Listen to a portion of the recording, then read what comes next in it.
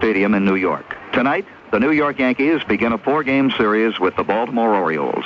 The players are here, so are the fans, although everyone is subdued in the light of the tragic news received yesterday. At approximately 4 o'clock, Yankee catcher and captain Thurman Munson was killed in a private airplane accident near his home in Canton, Ohio.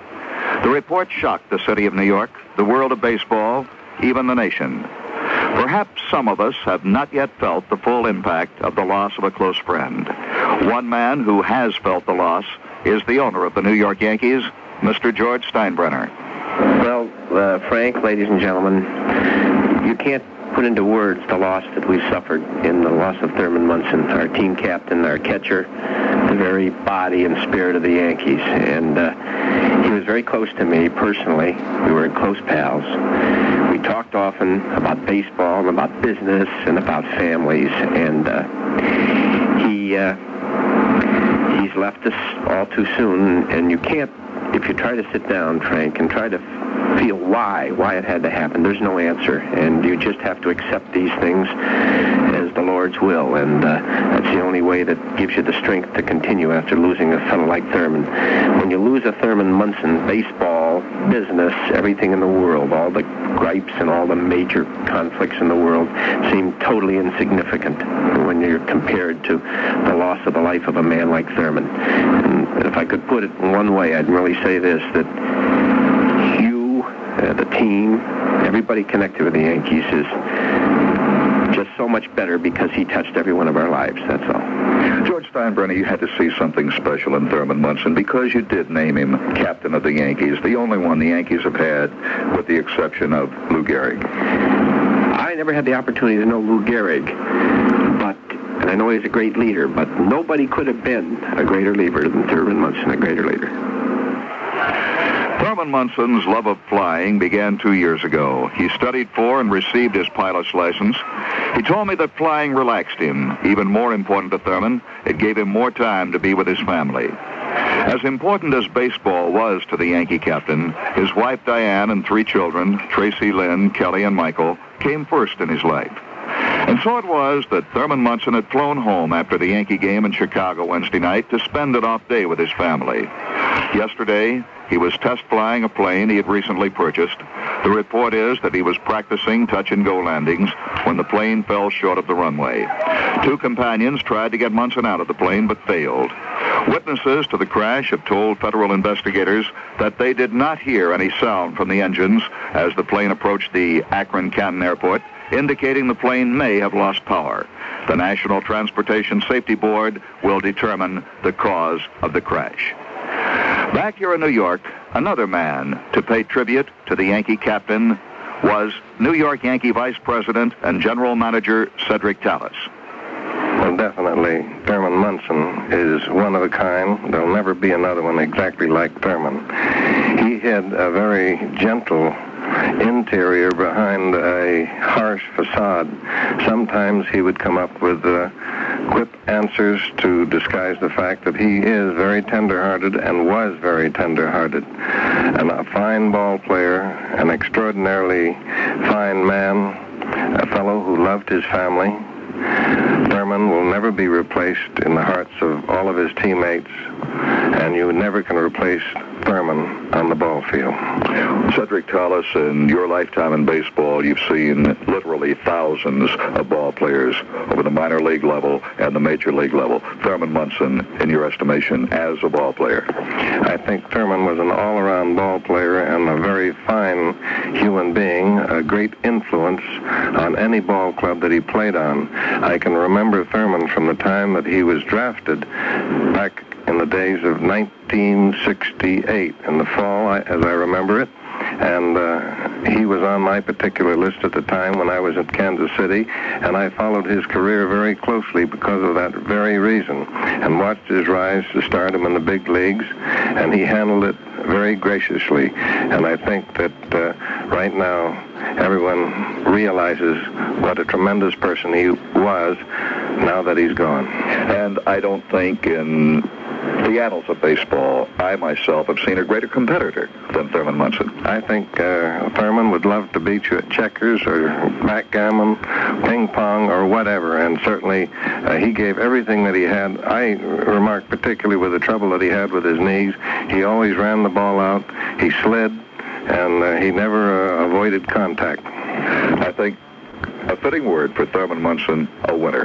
A true winner all the time. It's hard to describe the reaction of Thurman's teammates. It's near impossible. As I said before, the full impact probably has not reached many of them. They'll play tonight's game because it's expected of them. Fan reaction will be recorded as the game is played. As for myself, I'm shocked. Doing this program is probably the hardest thing I've been called on to do in over 30 years of broadcasting. Just Tuesday night, Thurman was my guest on the Yankee pregame show. He talked about his physical problems this year and the fact that he was afraid he was not helping the team. Nothing could be further from the truth.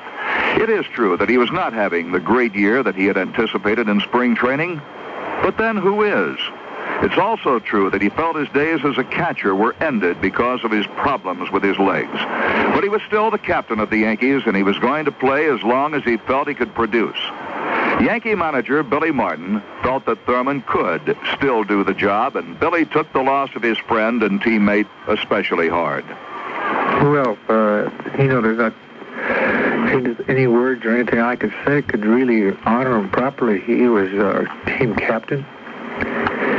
He was a great competitor, and he was well loved by his teammates. He was a strong individual, was a great family man, and to me, he was like a son.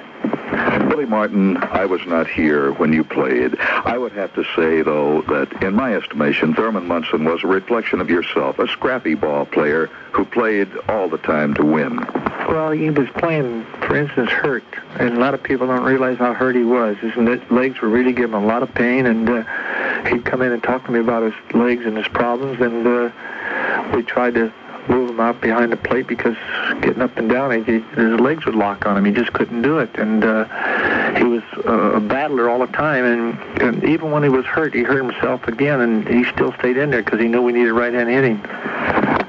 Thurman Munson, Billy, fit into the mold of the New York Yankees. He was, like yourself, born to be a Yankee. Well, I think being named the captain of the Yankees kind of tells the whole story. He was the pride. He had the desire, the will to win. He had everything, the self-sacrifice that makes the Yankees so great, and that's why these players in the clubhouse right here tonight are taking it so hard. The Yankees have announced that Thurman Munson's number 15 will be retired. Thurman joins Yankee greats Babe Ruth, number 3, Lou Gehrig, number 4, Joe DiMaggio, number 5, Mickey Mantle, number 7, Yogi Berra and Bill Dickey, number 8, Whitey Ford, number 16, and Casey Stengel, number 37, making his the 8th Yankee uniform to be retired. In addition to the uniform retirement, the Yankees have announced that no one will ever use Munson's locker again. It will remain as a memorial to him in the Yankee clubhouse. The Yankees will leave Thurman's number 15 above the locker. A plaque will also be placed in the center field Memorial Park section of the stadium in memory of Thurman Munson, joining Ed Barrow, Jacob Rupert, Joe DiMaggio, Mickey Mantle, Casey Stengel, and Joe McCarthy, who have plaques on the wall. The monuments adjacent are for Lou Gehrig, Miller Huggins, and Babe Ruth. Thurman Munson is in good company. Tight cue. Tuesday night, Thurman Munson told me he wanted the fans to know that even though he once had said that he wanted to be traded to Cleveland to be closer to his home, that was no longer true. He wanted to end his playing career as a New York Yankee. He also said he wanted the fans of New York to remember him as a damn good ball player. And of that, there is no doubt. Ready again. Here's a 2-2 pitch. Curveball hit deep to left. Going back a sample. That ball is gone. There's a pitch to Munson. Swung on, hit deep to left. That ball is gone. No doubt about it. Into the seats in the left center. The pitch to Thurman. Hit in the air to deep left center field. This one carries way, way back, and it is gone. Home run for Thurman Munson.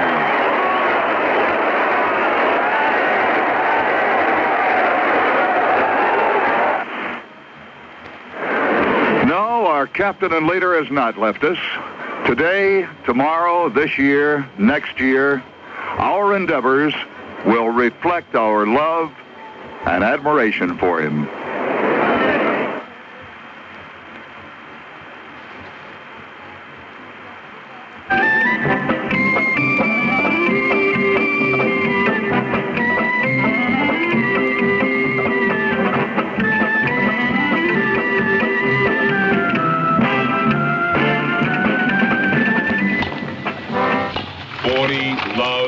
Smashing. How she plays? No, how she looks. In action-proof eye makeup from Maybelline.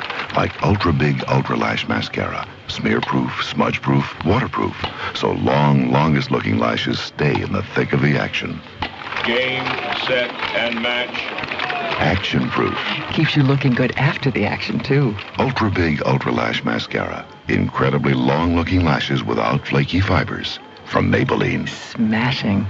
It's a new Dial morning, and you're up and feeling new. It's a clean Dial morning, and that clean belongs to you. There's a new day dawning, and your best is showing through. Starting out clean, starting out Dial, starting out new. There's no cleaner way to start a new day than Dial soap. With deodorant protection that gets you so clean you feel your best. Starting out clean, starting out Dial, starting out new.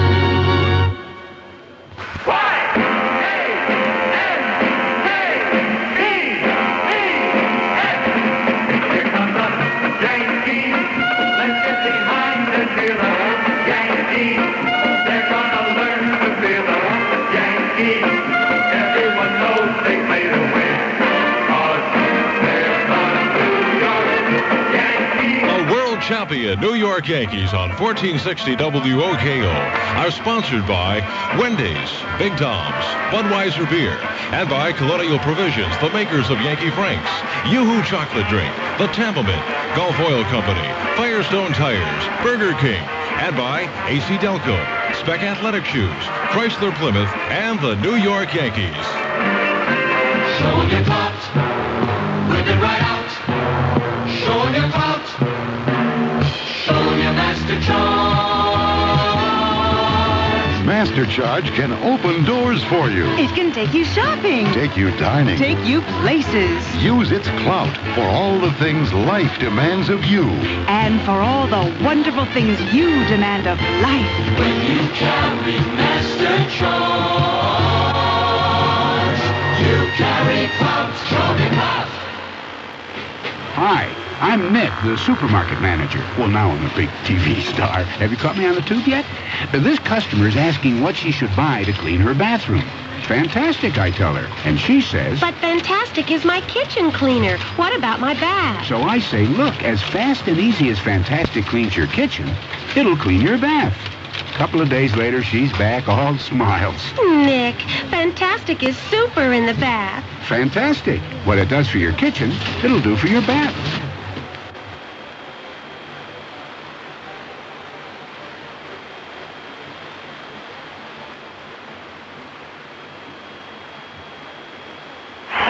In addition to the uniform retirement, the Yankees announced that no one would ever use Munson's locker again, leaving it as a memorial to him in the Yankee clubhouse.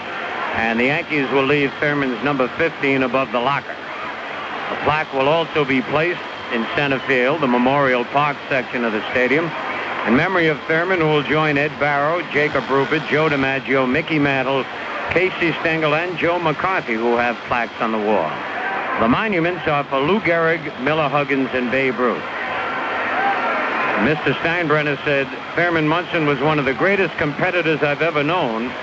He loved his family. He was our leader. The great sport which made him so very famous seems so very small and unimportant now. And therein lies a great lesson for all of us. Then Mr. Steinbrenner announced that Diane Munson, along with Mrs. Gehrig, the wives of the last two Yankee captains, would both act as the first ladies of the Yankees. Services for Thurman will be Monday in Canton, Ohio, and burial will be at the Sunset Hill Cemetery, also in Canton, Ohio. Monday will be a day of mourning both in New York City and throughout New York State. It was announced this afternoon by Mayor Koch and Governor Carey And flags all over city and state buildings will be flown at half-staff on Monday. Now, there will be ceremonies on the field prior to tonight's game. There'll be a prayer and a moment of silence offered by His Eminence Terrence Cardinal Cook. And then Robert Merrill will sing America the Beautiful. So Fran and I will be back right after these messages. It really surprised me to get such a value and not cost that much more. Your Dodge dealer says there's never been a better time to make a deal. This is what Vincent Sparrow of Metuchen, New Jersey had to say about his deal on a Dodge van. I was very enthusiastic about the price. It was a lot less than I thought, and I thought I really got a tremendous value. Now listen to Marie Parks, Santa Ana, California. I drove the Dodge van myself, and I love the way it drives. We said, okay, we'll take it, and the guy gave us a good price on it. So the Dodge van was a much better deal. It's an excellent time to buy because the prices are low on the Dodge vans. Right now, your Dodge dealer is clearing inventories. Everything must go now. Get the year's best selections, immediate delivery, and the year's best deals on exactly the Dodge van you want. The time to buy is now. While your Dodge dealer says, we've got the vans, they've all got to go, so let's make a deal. I got a very good deal.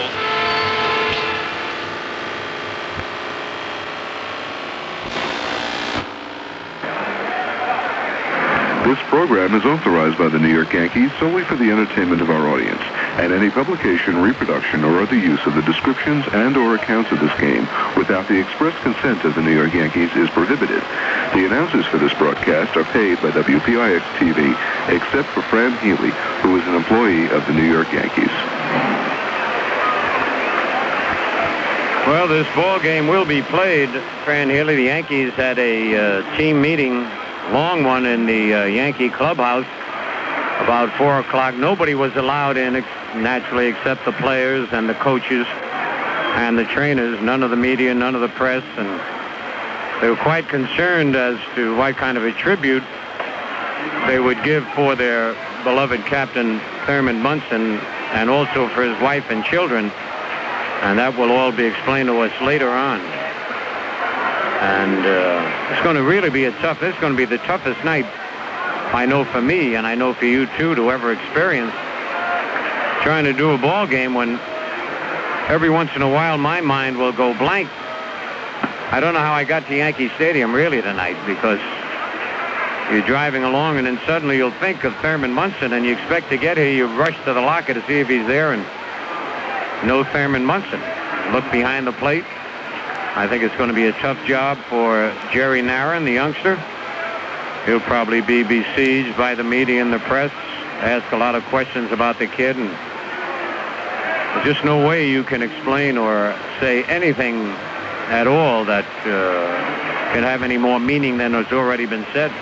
You're right, Scooter, and it is a shock. It's not only a shock for us, it's a shock for everybody, and everybody in the country, really, not only the baseball world, the sports world, but the country. The untimely death of Thurman Munson. I knew Thurman as a competitor in 1968. I first got to know Thurman Munson. He played in Binghamton with the Binghamton Ball Club, and outstanding baseball talent and a nice guy, and really a chatterbox at the time. And I knew him as a competitor here in the major league, and unlimited talent. He showed it time and again. Great ball player, great hitter.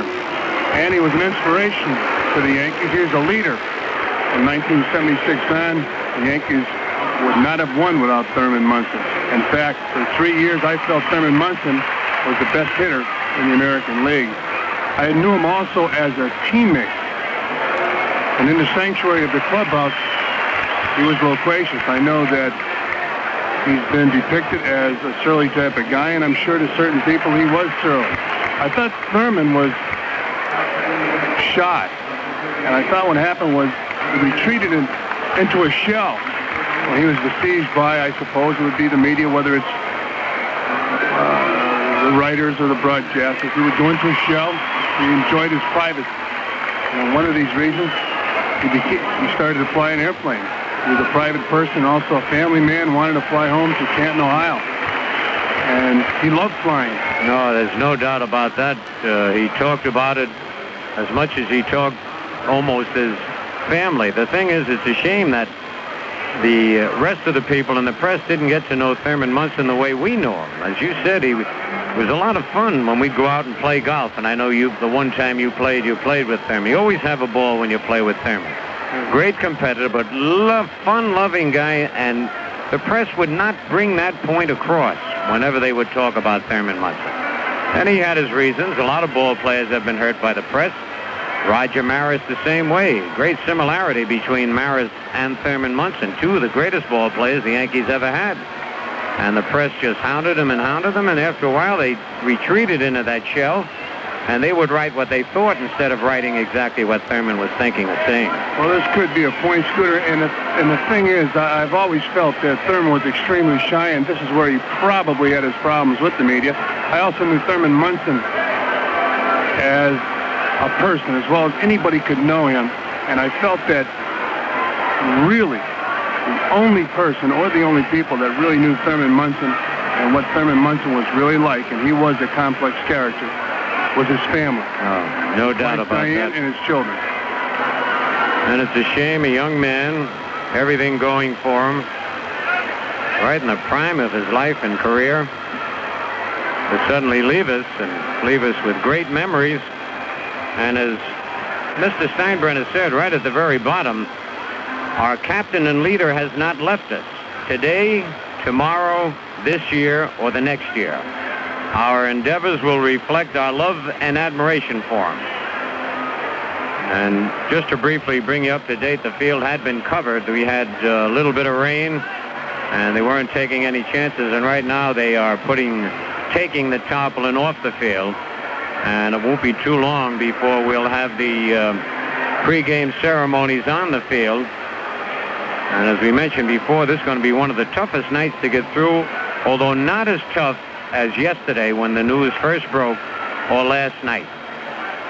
At least out here, the ball players can take some of their frustrations out by hitting the ball and catching it and playing in the ball game and expending a little energy. But I know for you, Fran, and for me and everybody connected with the Yankees, it was the longest night that I ever put in. And I read some of the articles how Don Baylor felt when Lyman Bostock, unfortunately, was shot and killed. And Baylor was a teammate of his at the time, and what they went through, he knows what the Yankee players and the Yankee families are going through right now, and he even said he couldn't explain it, and had a headache that lasted him about 2 weeks. Just unbelievable, really, the untimely death of Thurman Munson. And it was a shock. Yesterday I reflected back on many things that Thurman and I did. In 1976, after joining the ball club, he took me to Canton, Ohio, his hometown, and we stayed at his in-laws overnight. We were in Cleveland at the time, and there was a house out in the back. And I thought Thurman, of course, he was a prankster. He said, okay, this is where you're going to stay. I said, wait a minute. What do you mean I'm going to stay? He said, no, you're alone in this particular house. I said, no way. And he said, well, what do you want me to do? I said, sleep on the floor. And do you know, he slept on the floor. Well, that's just like Thurman. I said he was great to be around, really. When he first joined the Yankees and started out unbelievably great, noted right away for his quick release, and before he had any problems with his arm, he was a little worried, a little bit concerned as to whether he was going to be the #1 catcher with the Yankees. He knew that he could hit 300. I mean, he was very confident that he could hit 300. He was one of the best competitors I've ever played against. Everybody wants to win on the major league level. Munson had an intenseness to himself. He forced himself to excel. He had this burning desire to excel, and he did. The past few years, he had some great seasons, and for 3 straight years as a catcher, he batted over 300 and drove in 100 RBIs, which is phenomenal for a catcher. Unbelievable. In the year, of course, he was the only Yankee ever to win the Rookie of the Year and the Most Valuable Player award. And the year he won the Most Valuable Player Award, I guess, was the greatest thrill for him as far as baseball was concerned, because they kept saying that Thurman was not a leader, and that he would never, be the #1 Yankee, and suddenly there he was on top. And it had to be a great thrill for him. It was interesting also reading the quotes from Carlton Fisk, where they try to make enemies with Thurman Munson. And Carlton Fisk was very upset because he said the owners did that to get more people in the stands, trying to build up the rivalry. And there was a rivalry, but not as human beings. It was a baseball rivalry. It wasn't because they didn't like each other. One wanted to excel more than the other. And of course, baseball rivalries are great. And it was all documented that Thurman and Carlton Fisk wanted to be the best, and that's the only way to play baseball. That's the only way to play any particular sport. When you think of Thurman, there's a little prayer that I always say whenever I think of my family, or when I'm flying, when I'm afraid, and I am afraid of flying. And it's just a little one. You can say it no matter what, whether you're Catholic or Jewish or Protestant, whatever. And I probably said it 1,000 times since I heard the news on Thurman Munson. It's not trying to be maudling or anything, but His Eminence Cardinal Cook is going to come out and say a little prayer for Thurman Munson. But this is just a little one that I say time and time again. It's just angel of God, Thurman's guardian dear, to whom his love commits him here, there, or everywhere. Ever this night and day be at his side, to light in God, to rule and guide. And for some reason it makes me feel like I'm talking to Thurman, or whoever name you put in there, whether it be my wife or any of my children or my parents or anything. It's just something to keep you really from going bananas, because if you keep thinking about what happened and you can't understand it, that's what really drives you to despair. And faith, you gotta have faith. They say time heals all wounds, and I don't quite agree with that 100%. It gets you to cope with wounds. You carry them the rest of your life. And time, after a long, long time, it won't be nearly as bad as it was when it happens, or the first few years. But you've got to think of Thurman's family. And well, that's the big thing, Scooter. It's Thurman's family right now. Hopefully everything will work out. Well, she's a strong woman, Diane. And the kid's been brought up well. And it was the first year he started to bring his son into the clubhouse. I'll never forget that one picture when the baby was very small, and that picture of Thurman Munson with the baby in his catcher's glove. I remember. Yeah, what a beautiful picture.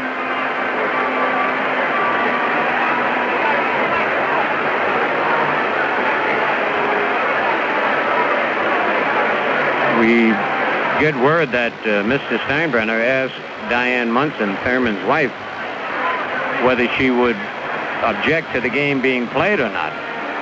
And she said no, she's sure that Thurman would want the game to be played.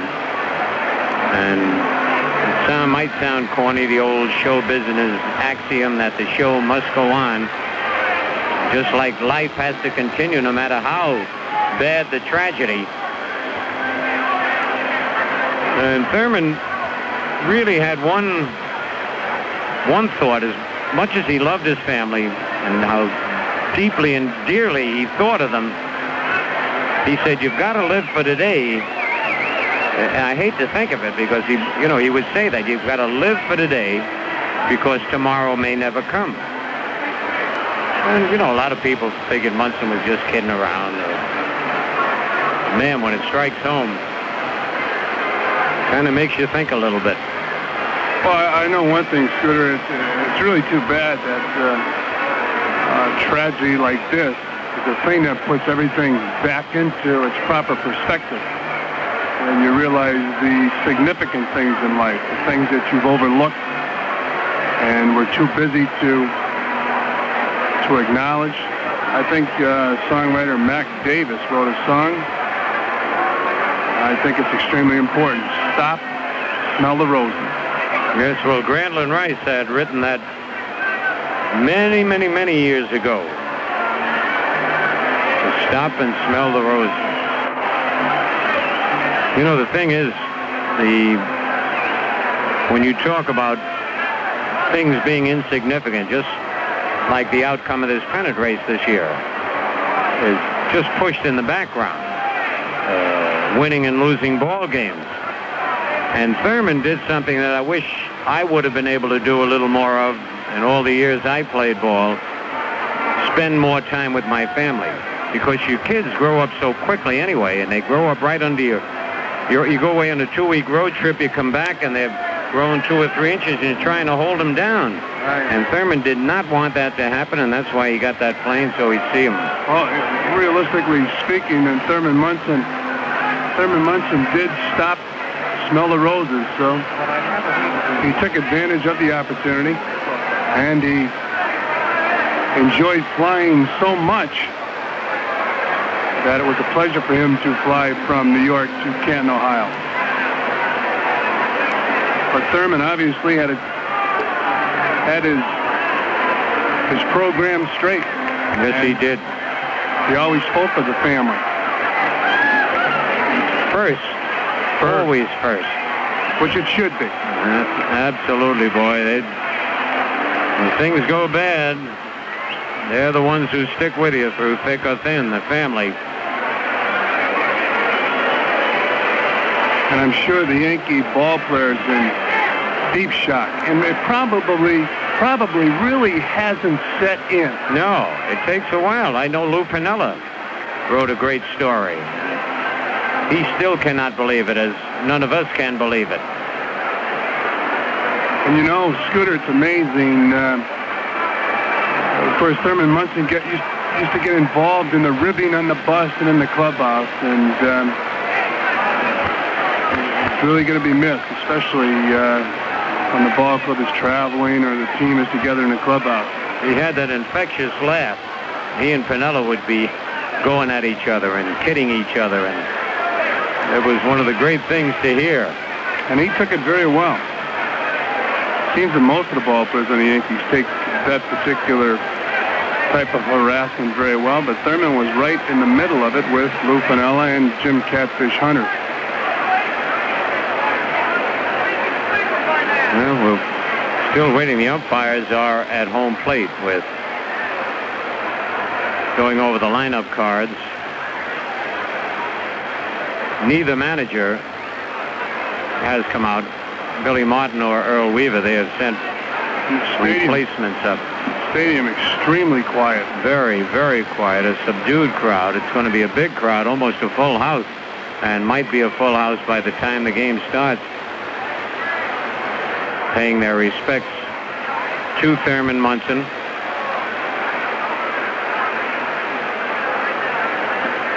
It's amazing.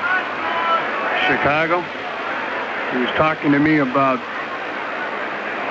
playing first base, playing the outfield, how much easier it was than catching. He had a new outlook on his career. Yes. And now all of a sudden he's gone. Gone, but never to be forgotten.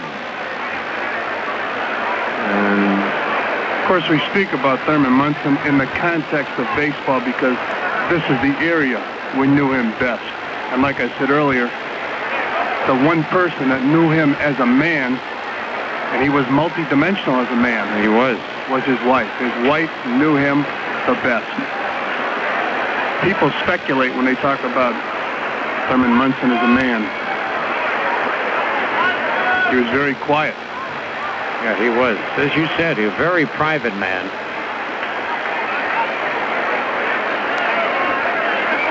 And photographers now have all gathered in back of home plate. And the microphone has been set up directly in back of home plate. And momentarily... Scooter, I'm sure the umpires who know Thurman Munson so well. And we'll miss him. They sit back there, call the pitches, and talk. You can hear the applause as the Yankees go on the field. And here, now appearing on the top step of the dugout, is eminent Terrence Cardinal Cook.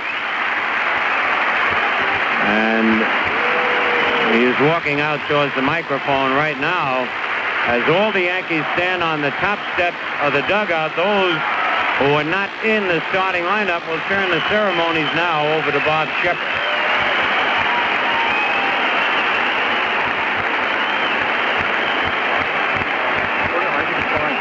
We direct your attention now to the microphone near home plate and to His Eminence Terrence Cardinal Cook.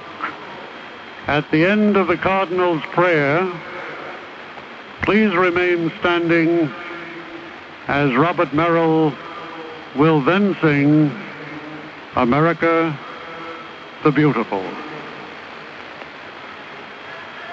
Almighty Lord and Father of us all, we pause to pray for Thurman Munson, our brother and your faithful son.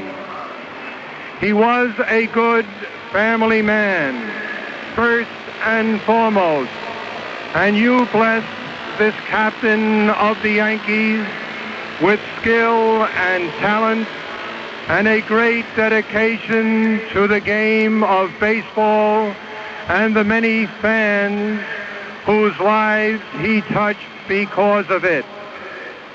We offer a moment of silent prayer in his memory. Strengthen and console his loved ones and give him light, joy, and peace in heaven with you forever and ever.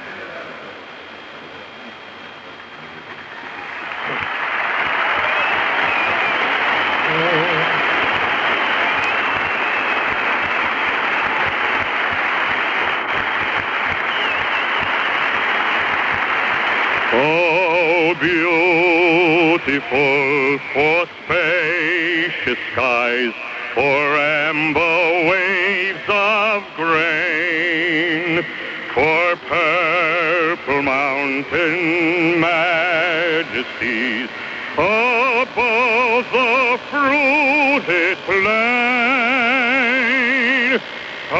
America, America, God shed his grace on thee, and crown thy good with brotherhood from sea to shining sea.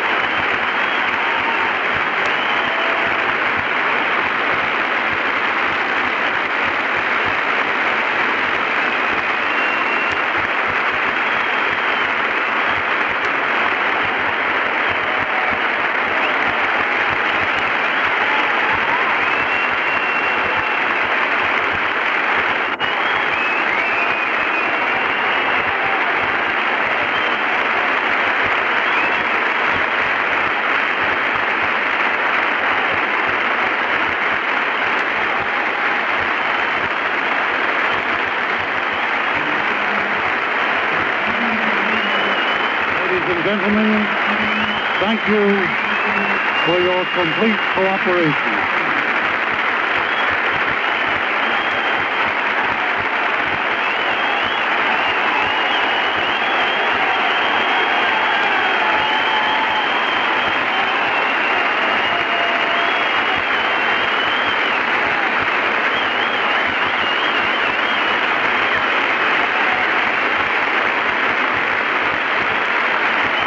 Fran Healy, I can't ever remember when I've been so emotionally touched by the response of the fans to His Eminence Terrence Cardinal Cook, Robert Merrill, and with the picture of Thurman Munson on the big scoreboard in center field, they're showing it again. The continuous applause and the way these fans behaved is a great tribute to the fans and what they thought of Thurman Munson. Yes, it is, sure. And the Yankee players are on the field, the starting players, and they still have their hats over their hearts, looking out the center field where Thurman Munson's picture is on the scoreboard. And the players that are not starting are on the top step of the dugout in the Yankee dugout, and the Baltimore Orioles are on the top step of the Baltimore Orioles dugout. And there's a gentleman with the Baltimore Orioles, Scooter, that respects Thurman Munson, the ball player, as much as any ball player, I'm sure, and that's Earl Weaver. Earl Weaver, great manager and a great... And Scooter, it's incredible. Those players are still on the field and on the top step of the dugout with their hats over their hearts. I'm sure this was thought about in the meeting. They talked about it. And I'm sure it's a time for reflection, especially for the players, because they knew the real Thurman Munson. When you play with a guy for 162 games and you live with him, you know him. That's the only time you really get to know somebody. And we were very lucky and thankful to have known Thurman Munson for all these years, ever since he came to the Yankees. It's still a shock. There's a lot of people, thousands of them, crying here at the stadium. Some of the ball players probably out on the field. Billy Martin, we know, took this as badly as anybody.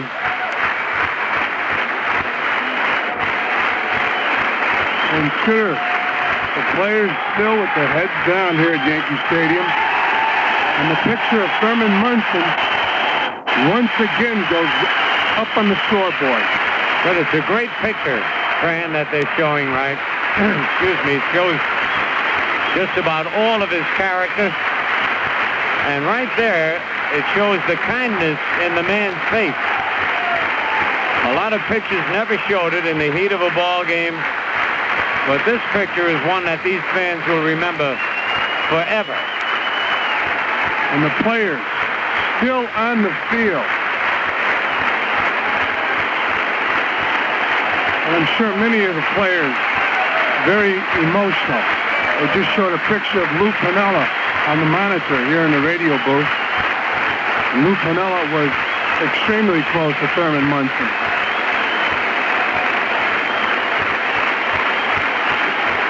A tribute to a great ball player. And more importantly, the man. 5 minutes now. The Yankee players have not moved a muscle. The only one not out on the field, Jerry Narron, the catcher, but the rest of the Yankees, including Louis Tiant, just standing there motionless, paying their tribute. It will not be their last tribute to Thurman Munson. You can believe that. They'll never forget him. We'll never forget him.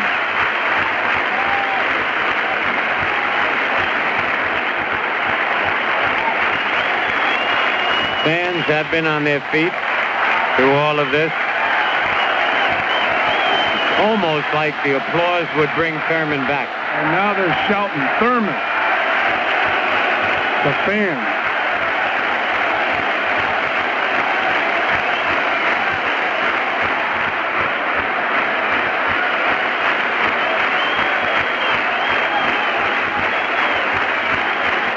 Very emotional tribute to Thurman Munson.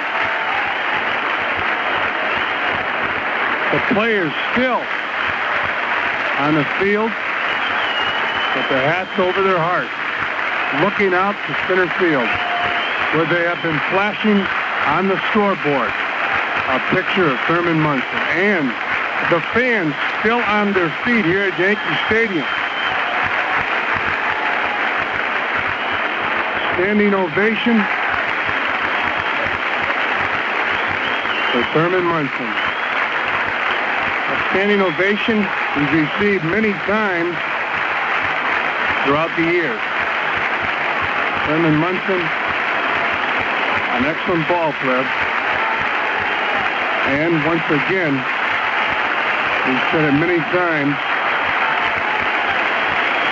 a great family man. And I'm sure many of the people here at Yankee Stadium have Thurman Munson's family in their thoughts. And the players still the hat over their heart. The guys that Thurman Munson knew so well as a ball player. Jim Spencer, who Thurman made feel welcome when he joined the New York Yankees. Willie Randolph, a young second baseman in 1976, played for the New York Yankees. Willie from Brooklyn watched Thurman Munson when he was in high school and then played with Thurman Munson. Bucky Dent, the shortstop, who played against Thurman Munson for a number of years in the American League, and Greg Nettles, who played many years with Thurman Munson and knew Munson so very well. In left field, Lou Piniella, who, while a member of the Kansas City Royals, knew Thurman Munson as a competitor, and when he joined the Yankees, knew Thurman Munson as a close friend. And Phil Rizzuto and I talked earlier about how Lou Piniella and Thurman Munson kidded each other on the butt. Now, the Yankee players have left the dugout. They're on their way out to the bullpen along with the Oriole bullpen corps. Jerry Nairn has taken his position behind home plate.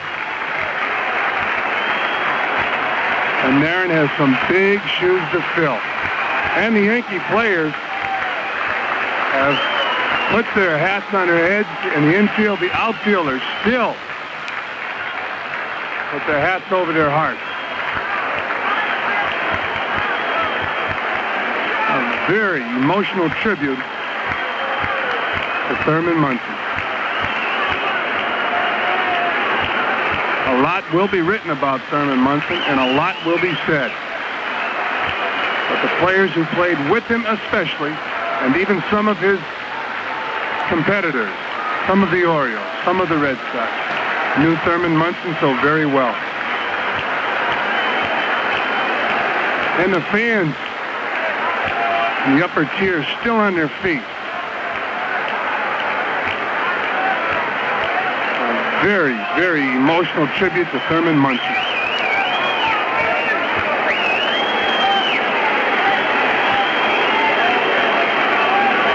Well, right now, Louis Tiant starts his warm-up tosses.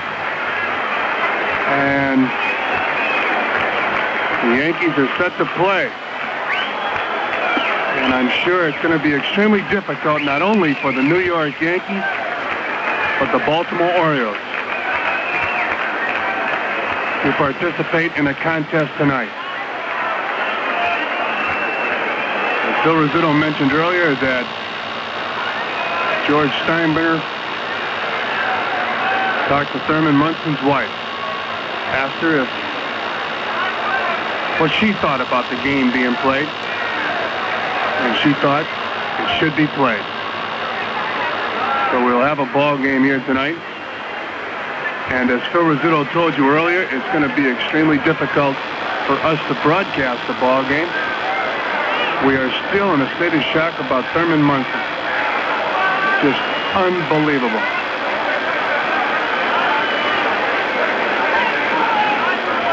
And we will give you the lineup right now for the Baltimore Orioles. Leading off in center field will be Al Bumbry. Batting second, the shortstop, and a good friend of Thurman Munson, Mark Belanger. Batting third will be Ken Singleton, the right fielder. Eddie Murray will play first base and bat in the cleanup slot. John Lowenstein will play left field. Bat number 5. Doug DeCentes will bat sixth and play third base. Batting seventh, the designated hitter, Pat Kelly. Rich Dower, second baseman with the Orioles, will bat eighth. And batting ninth, the catcher, Rick Dempsey. And Dempsey also knew Thurman Munson very well when Dempsey was Munson's backup here in New York. And Phil Rizzuto will be back shortly. And to be absolutely honest with you, Phil Rizzuto is emotionally upset, and I can't blame him. So Louis Tiant is set to pitch against Al Bumbry, and Greg Nettles moves on the infield grass. It'll be Spencer at first, Randolph at second, Dent at short, Nettles at third. And the first pitch to Bumbry from Tiant is a changeup, strike one. Left field, Lou Piniella, the center fielder, Bobby Brown, and the right fielder, Reggie Jackson. And here's the 0-1 pitch to Bumbry, a fastball inside. Ball one. 1 ball and 1 strike. Jerry Naron flashing the signs behind home plate. The 1-1 pitch. Fouled back on a changeup and into the seats. 1 ball and 2 strikes. I look down in the dugout and see number 8, Yogi Berra, standing alone. I'm sure when they think of the great catchers the Yankees have had, Dickey, Berra, Elston Howard, and Thurman Munson. Tiant's 1-2 pitch to Al Bumbry. Foul ball back into the seats. Count stays at 1 ball and 2 strikes. It's very difficult to believe that the players' hearts will be in this ball game, except for one thing: the tribute to Thurman Munson.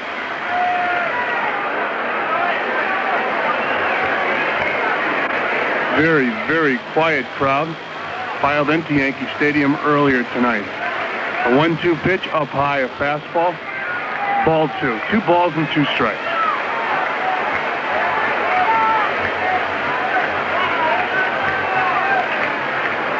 Tiant's 2-2 pitch to Bumbry. Fastball fouled back and into the seats. Count stays at 2 balls and 2 strikes. The Orioles were concerned with Al Bumbry before the ball game. Complained of stiffness in the ankle he broke last year. And the Orioles feel that Al Bumbry has really turned the Oriole outfield around this season. 2-2 pitch. Fouled back into the seats. Count stays 2 balls and 2 strikes.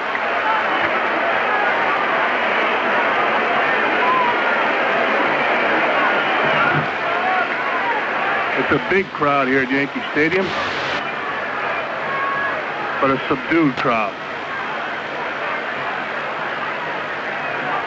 Here's a 2-2 pitch to Bumbry. Fastball, a fly ball to center field. Bobby Brown is under it and makes the catch. 1 down. Bobby Brown was recalled from Columbus today along with Brad Goulden. Goulden, a catcher. Brown, an outfielder, and the New York Yankees picked up Lenny Randall. They purchased his contract from Portland. And Mark Belanger steps in. First pitch from Tiant, a breaking ball, ball one. We'll give you the statistics as we go along. The 1-0 pitch to Belanger. And Belanger pops the ball up in the infield. Willie Randolph under it. Makes the catch for out number 2. And I talked to you about Willie Randolph.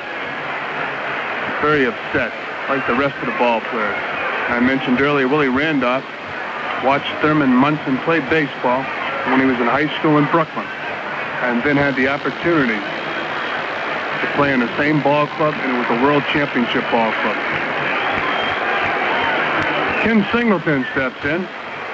Singleton having an outstanding season, batting .302, 19 doubles, no triples, 26 home runs, 81 RBIs. And he takes ball one.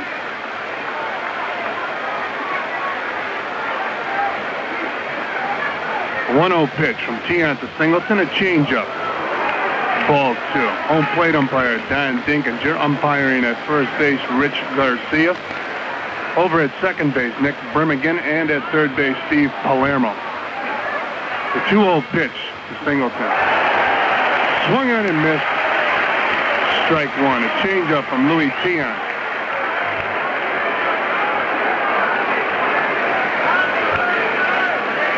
Tiant with a 7-5 record, 3.96 ERA. He throws a changeup off the plate to Singleton. 3 balls and 1 strike. There's 2 men out. We're in the top of the first inning. The Orioles and the Yankees. 3-1 pitch. Fastball fouled back and off the screen. Strike 2. 3 balls and 2 strikes.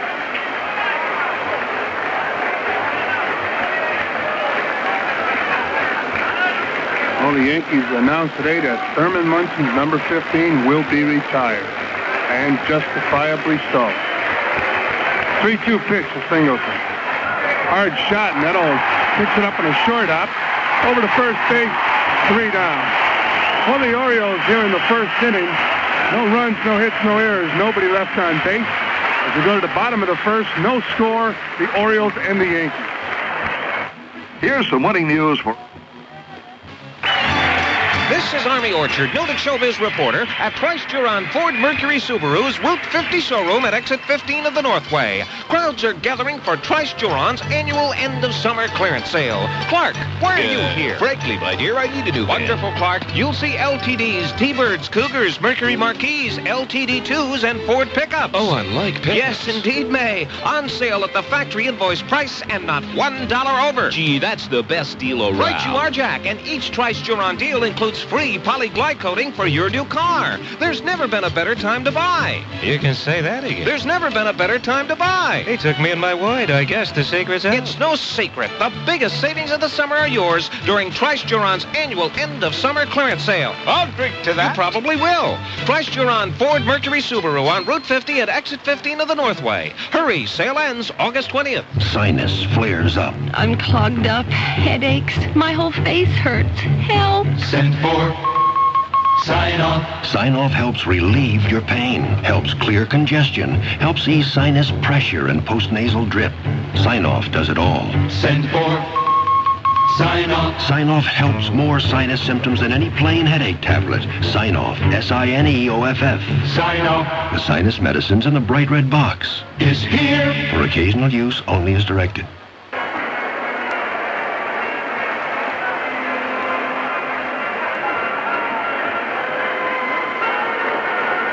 Well, the Orioles are on the field, and in addition to Belanger and Dempsey being close friends with the late Thurman Munson, this left-hander on the mound, Scotty McGregor, a former Yankee, was very good friends with Thurman Munson.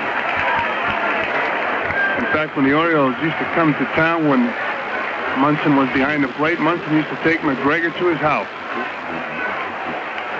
I'm sure not only the 3 I mentioned, but the whole Oriole ball club, all of baseball, mourn the death of Thurman Munson. I mentioned the Yankees have announced they will retire Thurman Munson's number. Thurman will join Yankee greats Babe Ruth, Lou Gehrig, Joe DiMaggio, Mickey Mantle, Yogi Berra, and Bill Dickey, Whitey Ford, and Casey Stengel. It'll be the 8th Yankee uniform to be retired. In addition to the uniform retirement, the Yankees announced that no one would ever use Munson's locker again, leaving it as a memorial to him in the Yankee clubhouse. The Yankees will leave Thurman's number 15 above the locker. A plaque will also be placed in center field, the Memorial Park section of the stadium, in memory of Thurman, who will join Ed Barrow, Jacob Rupert, Joe DiMaggio, Mickey Mantle, Casey Stengel, and Joe McCarthy, who all have plaques on the wall. Paul McGregor's first pitch to Willie Randolph, a high drive to deep right center field. Ken Singleton back, and he's under it and makes the catch for out number 1. Willie Randolph, first ball hitting off a Scott McGregor fastball, drove the ball deep to right center field, but caught by Ken Singleton. It brings to the plate Bobby Brown. Thurman Munson was one of the greatest competitors I've ever known, said Yankee owner George Steinbrenner. He loved his family. He was our leader. The great sport which made him so very famous seems so very small and unimportant now. And therein lies a great lesson for all of us. Bobby Brown takes ball 1 from Scott McGregor. And Steinbrenner then announced that Diane Munson, along with Mrs. Gehrig, the wives of the last 2 Yankee captains, would both act as first ladies of the Yankees. Bobby Brown hits a high fly ball to center field. Al Bumbry corrals 2 down. They'll bring to the plate Reggie Jackson.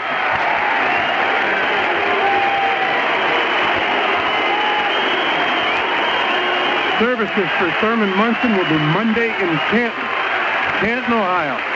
Burial will be at Sunset Hill Cemetery, also in Canton. Monday will be a day of mourning both in New York City and throughout New York State. It was announced this afternoon by Mayor Koch and Governor Carey. Flags over all city and state buildings will be flown at half-staff on Monday. The tragic death of Thurman Munson. McGregor's first pitch to Jackson, a breaking ball, strike 1. The Orioles in the infield, Murray at first, Dower at second base, the shortstop Mark Belanger, and at third base Doug DeCente. Another breaking ball. Jackson holds up, ball 1. 1 ball and 1 strike. Jackson batting .299, 19 home runs and 57 RBIs. He has 11 doubles and 2 triples. Here's the 1-1 pitch. Breaking ball down low, ball 2. 2 balls and 1 strike.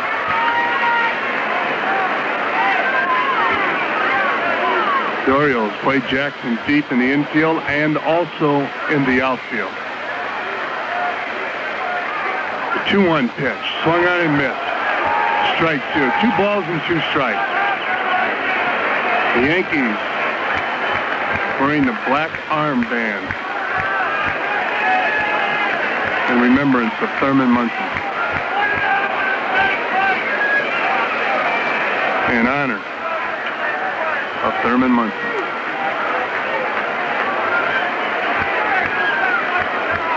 McGregor looks in for the sign. Here's the 2-2 pitch to Jackson. Breaking ball down low, ball 3. 3 balls and 2 strikes. Well, final American League score, Kansas City 5, Detroit 3. 4th inning, Chicago 4, Toronto 2. Bottom of the first inning here at Yankee Stadium. No score, the Orioles and the Yankees. 3-2 pitch, high pop foul, back out of play. Count stays 3 balls and 2 strikes. Reggie Jackson, the batter, and there's 2 out. Willie Randolph hit a fly ball to deep right center field that Ken Singleton caught, and Bobby Brown hit a long drive to center field that Al Bumbry corralled.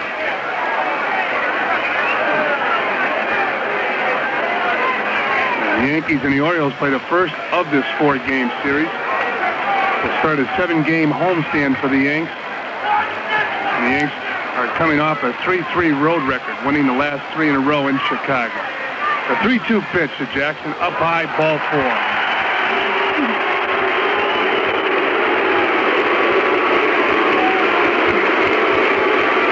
In the background, you hear Lou or Lou Piniella.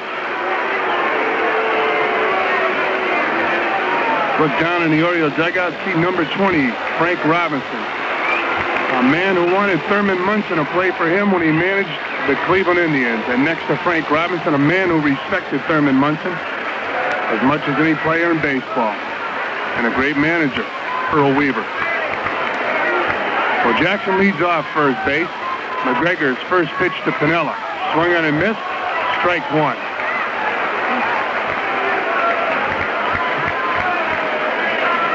On deck for the Yankees, Greg Nettles. The Orioles respect Piniella. They shade Piniella a bit to pull in the infield and the outfield and play him deep in the outfield. The 0-1 pitch. Change-up, pop back and out of play. Count goes to no balls and 2 strikes.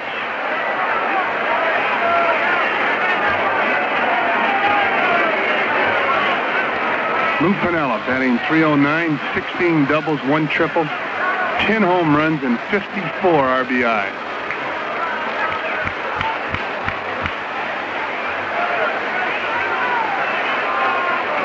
Piniella takes his time getting ready. And McGregor goes to the stretch position. The 0-2 pitch. Breaking ball, swung on and missed. Strike 3. For the Yankees, no runs, no hits, no errors. 1 man left on base. At the end of 1 complete inning of play, no score, the Orioles and the Yankees. Here's a hot tip to help improve your fuel economy. AC Fire Ring Spark Plugs. If your car needs new spark plugs, ACs can help improve your performance and gas mileage. The reason? The AC Hot Tip heats up fast, fires hot, and helps resist fouling to help your car deliver smooth performance. AC Spark Plugs are original equipment on all new General Motors cars and trucks, and they're available for most other American-made vehicles and most imports. Go with spark plugs you can trust. AC Fire Ring Spark Plugs. Grand Prix Tennis is coming to Vermont. Watch the world's top-ranked players in big-time action August 13th through the 19th at the English Leather Top-Notch at Stowe Tennis Grand Prix, sponsored by English Leather Men's Toiletries and the Howard Bank of Vermont. For tickets, call 862-9001. Out of state, call toll-free 800-451-3278. Write Grand Prix Tennis, Stowe, Vermont, or visit any Howard Bank office. The English Leather Tennis Grand Prix. It's a big one. Don't miss it. 40, love. Here's another Colonial quick pitch from Louis Tiant. That was quick. Not so fast, Louis. I want you to help me tell the fans about delicious Colonial hams. Okay. We should remind everyone that all their hams, the boneless, semi-boneless, and glazed hams, are famous for their great taste and consistent quality. That's why they're perfect for extra special occasions or making any occasion extra special. When you're buying ham, you should always look for the name Colonial. Well, Louis, how'd I do? No bad for a ham. Thanks.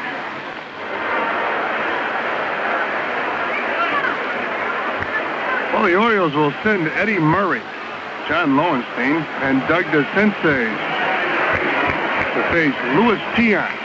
Top of the 2nd inning. No score here at Yankee Stadium. Eddie Murray, batting .296, 21 doubles, 2 triples, 14 home runs, and 62 RBI. First pitch from Tiant to Murray. Check swing popped up in the infield. Greg Nettles calls for it and makes the catch for out number 1. Murray tried to check his swing on a Louis Tiant changeup and popped the ball up. He'll bring to the plate John Lowenstein. Lowenstein batting .276, 7 doubles, 2 triples, 10 home runs, and 31 RBIs. And Earl Weaver has used John Lowenstein very well. He takes strike 1 from Louis Tiant. Lowenstein was picked up by the Orioles from the Texas Rangers in a waiver deal. He has been playing outstanding baseball. Here's the 0-1 pitch from Tiant. Change up a high drive to deep right field. That ball is gone. A home run for John Lowenstein. Louis Tiant tried to trick Lowenstein with a changeup, and Lowenstein waited well and hit the ball into the seats here at Yankee Stadium. So the Orioles take a 1-0 lead. And that's Lowenstein's 11th home run of the season. Brings to the plate Doug DeCinces. Batting .249, 8 home runs, 32 RBIs. Batting from the right side of the plate, takes up high, ball 1. DeCinces had a great season last year. I should say a great half a season for the Orioles. Off to a slow start this year, and he takes strike 1 from Louis Tiant. Hit one of the longest home runs here at Yankee Stadium last year off of Ron Guidry. Hit the ball into the bullpen by the Monuments. The 1-1 pitch from Tiant. Breaking ball just misses. Ball 2. 2 balls and 1 strike.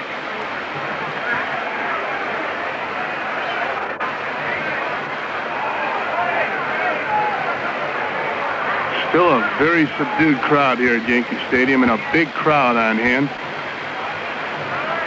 2 ball, 1 strike pitch, swung on and missed. Count evens up. 2 balls and 2 strikes. Tiant with a good fastball threw the ball right by DeCinces. The Yanks hold a 4-2 edge over the Orioles this year, taking 2 of 3, both here and in Baltimore. Here's a 2-2 pitch. Up high, ball 3. 3 balls and 2 strikes. Last year, the Orioles took 9 of 15 from the Yanks, winning 4 of 7 here, and the Yanks won 6 of 8 in Baltimore. 3-2 pitch to Doug DeCinces. Inside, ball 4. So DeCinces goes down to first base with a base on balls, and it'll bring to the plate Pat Kelly. Kelly batting .323, 8 doubles, no triples, 4 home runs, and 16 RBIs. So the Orioles struck first. They put a run on the board here in the top of the 2nd inning, a home run by John Lowenstein. They now have a runner down at first base in the person of Doug DeCinces and Pat Kelly. Batting from the left side of the plate with a closed stance. Steps in to face Luis Tiant. First pitch. Kelly hits a foul ball back into the seats. Strike 1. No balls and 1 strike.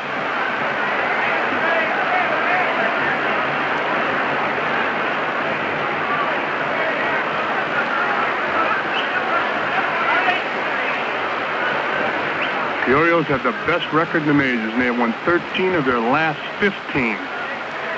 Playing outstanding baseball. Tiant goes to first base. DeCinces back. Catfish Hunter against Steve Stone tomorrow night. Tommy John will square off against Mike Flanagan on Sunday at 2 p.m. The 0-1 pitch to Kelly. Fouled back and out of play. No balls and 2 strikes. Now let's pause 5 seconds for station identification on the New York Yankee Radio Network. Another World Championship season for the New York Yankees on WOKO-Albany. So Pat Kelly with no balls and 2 strikes digs in with the left foot. And Tiant looks in for the sign from Jerry Narron. DeCinces leads off first base. And Tiant shakes. Now he's ready. He's at the stop position. Looks at DeCinces. The 0-2 pitch. Inside with a fastball. 1 ball and 2 strikes. The Orioles have been leading the Eastern Division for all but 1 day since May 18th. A total of 76 out of 77 days.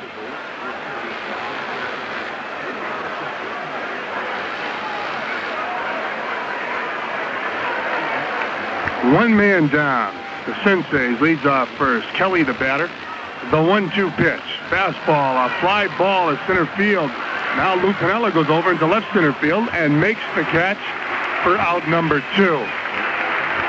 The Senseis hustles back to first base. And it'll bring to the plate Rich Dower.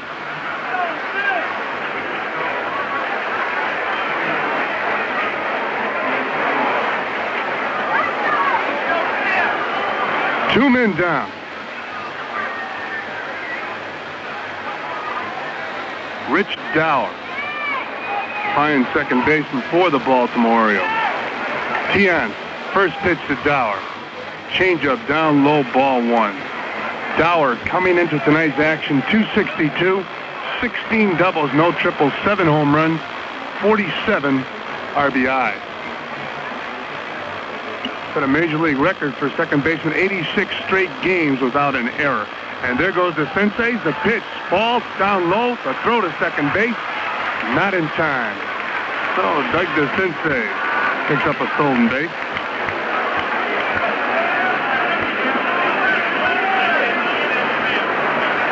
And for the Senseis, only his 4th stolen base of the season. And the count goes to 2 balls and no strikes on Rich Dower. The Senseis leads off second base. The 2-0 pitch. Breaking ball off the plate. Ball 3. 3 balls and no strikes. Scores in the American League. Boston and Milwaukee, no score after 1. Kansas City 5, Detroit 3. That's the final score. First game of a doubleheader. Tian goes to the set position, looks at the Senseis on second base. The 3-0 pitch. Up high, ball 4 to Rich Dower. So Dower goes down to first base, and it'll bring to the plate Rick Dempsey. Dempsey batting .255. 17 doubles. No triples, 5 home runs, and 29 RBIs.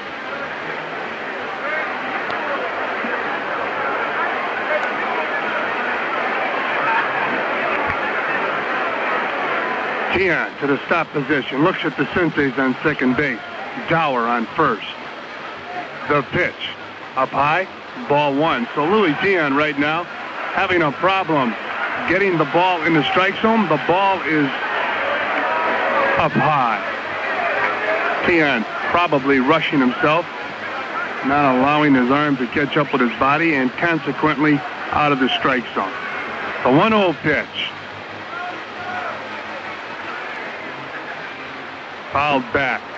Strike 1. 1 ball and 1 strike. Chicago 4, Toronto 2. The 4th inning in Toronto. Right here at Yankee Stadium, the Orioles 1-0 on top of the Yankees. Top of the second inning, the Orioles have runners on first and second, 2 men out, and Rick Dempsey, the batter, a 1-1 count on Dempsey. Tian goes to the set position, looks the runners back. The 1-1 pitch. A fly ball to right field. Jackson's right there. He makes the catch for out number 3. But the Orioles score 1 run on 1 hit. No errors, 2 men left on base at the end of 1.5 innings of play. The score, the Orioles 1, the Yankees 0. The thing about greyhounds is there's no jockey, no sulky. The animal is on his own. They don't pace themselves. We're listening to a greyhound owner explaining greyhound racing to people who have never seen greyhounds. Okay, as the starting box opens, the dog reacts to instinct, chasing the lure known as the rabbit at speeds of nearly 40 miles per hour. The dog's out on his own. No matter what happens during the race, a collision between dogs, bumping, anything goes. The winner of the race is the first dog whose nose reaches the finish line. Greyhound racing at Green Mountain in Pownell, Vermont. Post time, Wednesday through Saturday, 7:45 p.m. Sundays and holidays, 1:30 p.m. These magnificent animals were born to race. They're probably the fastest sprinting animal in the world as a result of centuries of breeding. Double, quinella, and trifecta betting. Green Mountain Racetrack, Route 7, Pownell, Vermont, the good time track. You know, I personally think it's the most exciting parimutuel racing in the world. Green Mountain, where you can flirt with a fortune. Rack it back. It's back. Bend those knees. I'm bending. Run for it. I'm trying. Let's burn off that cheeseburger. Burn off those French fries. Time to stop and listen to the sound of fast relief. Alka-Seltzer. For acid indigestion and a headache, Alka-Seltzer is the sound of fast relief. Read and follow label directions. Move back on your serve. Not to the gate. Hey, where are you going? Home. Time to stop and listen. Oh, what a relief it is. Oh, Greg Nettles steps in to face Scott McGregor. Bottom of the second inning here. And Nettles batting .255, 8 doubles, 1 triple, 13 home runs, and 53 RBIs. He takes down low, ball 1.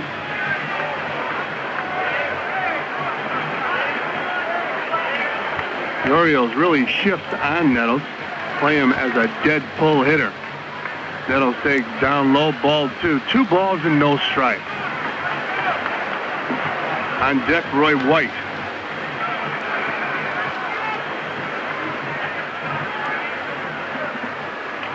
Nettles hits a high fly ball down left field line. DeCinces pursues the ball and off his glove. Tough play for Doug DeCinces. Foul ball.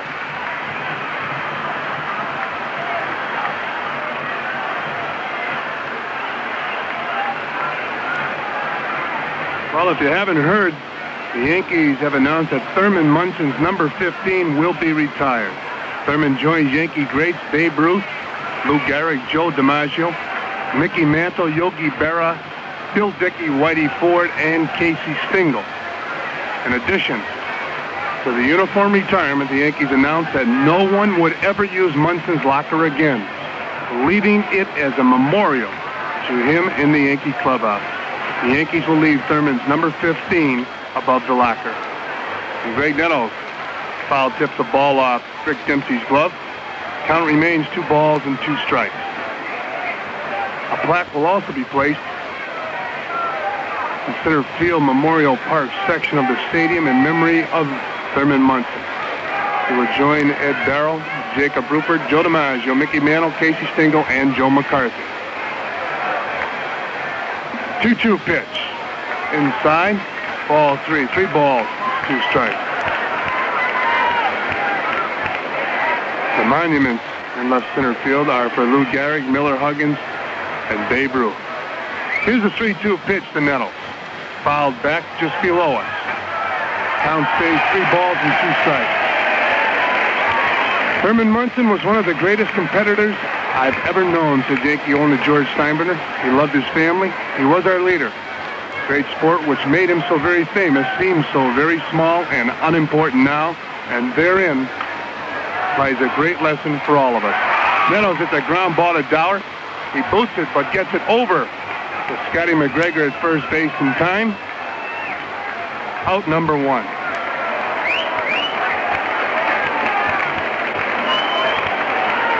Steinbrenner has been announced that Diane Munson, along with Mrs. Gehrig, the wives of the last 2 Yankee captains, would both act as the first ladies of the Yankees. Services for Thurman will be Monday in Canton. Burial will be at Sunset Hill Cemetery, also in Canton. Roy White steps in to face Scott McGregor. First pitch to White.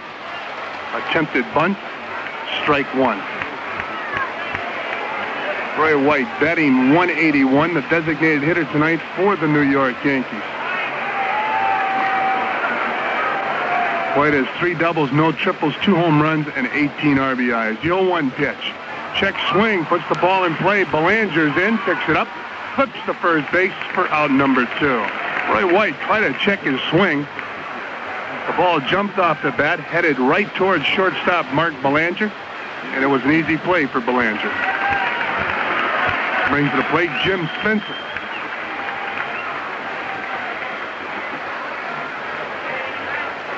Monday will be a day of mourning both in New York City and throughout New York State. It was announced this afternoon by Mayor Koch and Governor Kerry.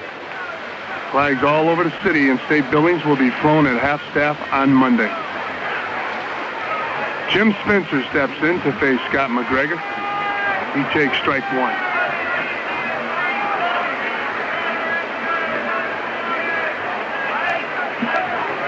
Two men down. Bottom of the second inning, the score. The Orioles 1, the Yankees nothing. Jim Spencer takes ball one. 1 ball and 1 strike. Spencer batting .278, 10 doubles, 2 triples, 13 home runs, and 33 RBI.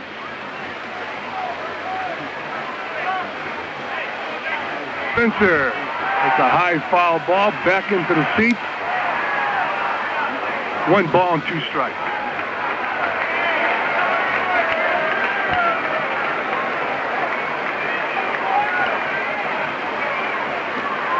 One ball, 2 strikes on Jim Spencer. 2 men down.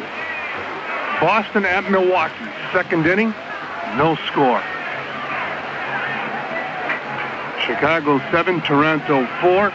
Fourth inning in Toronto. And of course, all baseball fans know that Tony La Russa, the new manager of the Chicago White Sox, replaces Don Kessinger.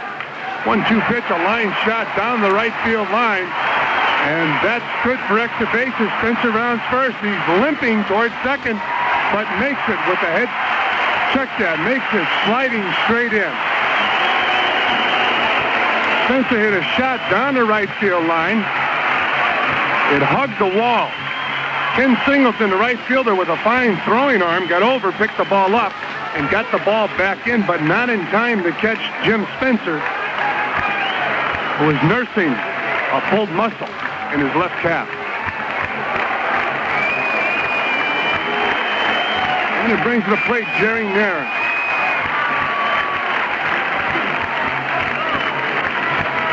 And Jerry has some big shoes to fill. 2 men down, bottom of the second inning. And Jerry Nairn takes strike 1. Nairn batting .188. The more Nairn plays, the better Nairn swings the bat. He had a long home run last game in Chicago. McGregor to the stretch position. Belanger breaks him back to Spencer. Spencer back to second base. And they called it a balk on Scotty McGregor. What happened was McGregor broke with his hand while on the rubber.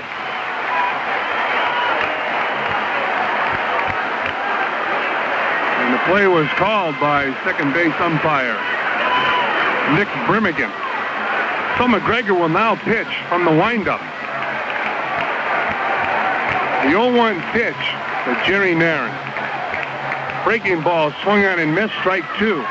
No balls and 2 strikes. Jim Spencer leads off at third base.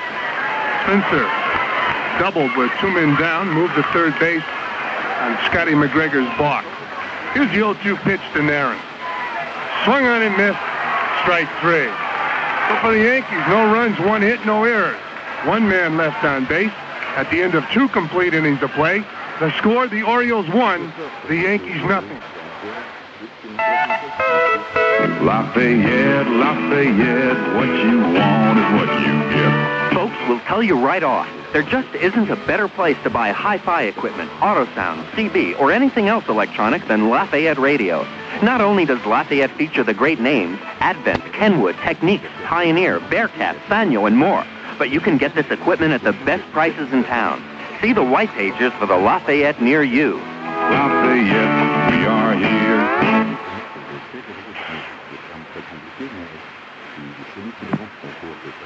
With that torch, Fred. It looks like you're cutting holes in your car. The lighter your car, the better the mileage, Bert. Oh, I see. Better mileage. Are you here to laugh at me, Bert? Laugh at you? Laugh at me. Driving a car that looks like Swiss cheese to get better mileage? Well, what makes you think I'd laugh at you? People do some crazy things to get better mileage, but at Gulf, we know a few things that aren't so crazy. And getting extra weight out of your car is one way to get better mileage.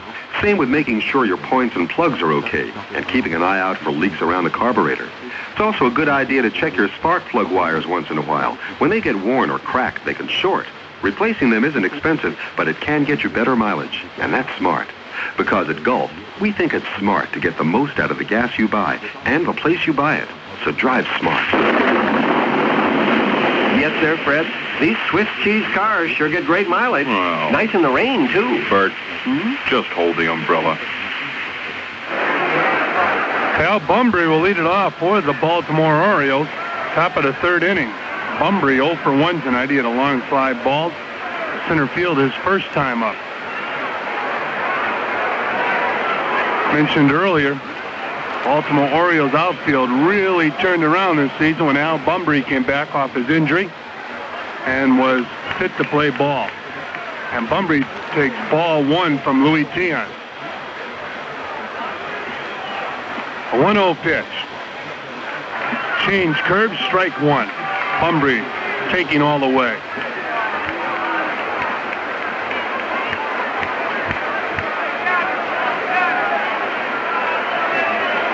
A 1-1 pitch to Al Bunbury.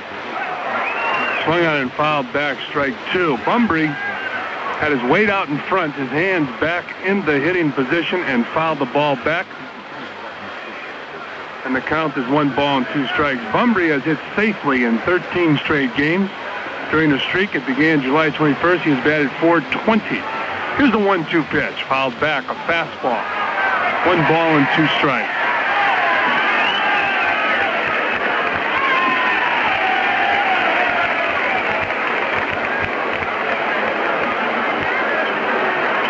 In 6 dates on this current road trip, the Orioles have played in front of 200,920 fans.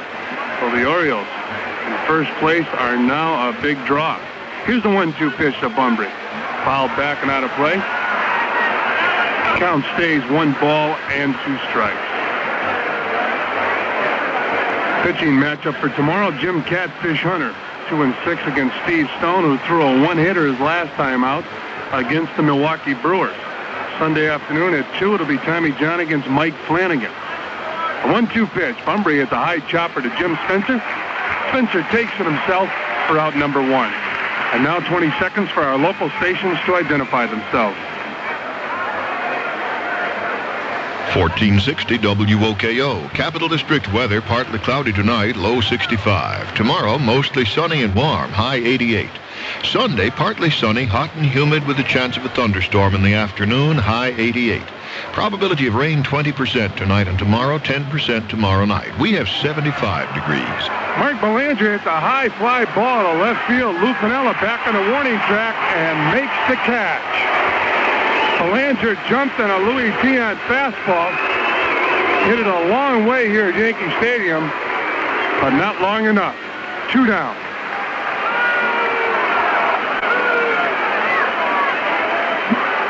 It brings to the plate Ken Singleton. Singleton 0 for 1. He checked his swing in the first inning and hit a soft ground ball to Greg Nettles. Monday night, Ron Guidry will go against Dennis Martinez in the finale of this 4-game series. Here's the first pitch to Singleton. A fastball up and in. Drives Singleton back off the plate. Ball 1.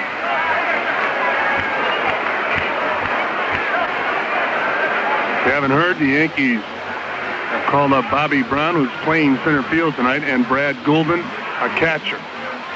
Ken Singleton takes ball 2 from Louis Tiant.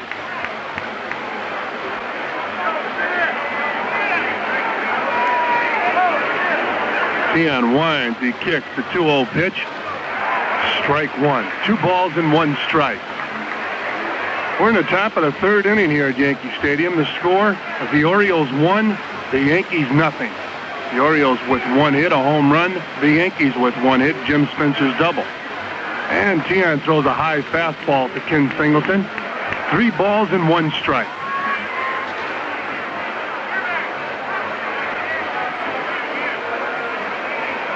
Tiant looks in for the sign. Yankees play Singleton straight up and deep. The 3-1 pitch, a high fly ball left field. Lou Piniella calls for it. He's under it and makes the catch for out number 3. For the Orioles in the third, no runs, no hits, no errors. Nobody left on base. At the end of 2.5 innings of play, the score, the Orioles 1, the Yankees nothing. If you're dying for a hot and juicy hamburger but don't have the time, Wendy's has a pickup window.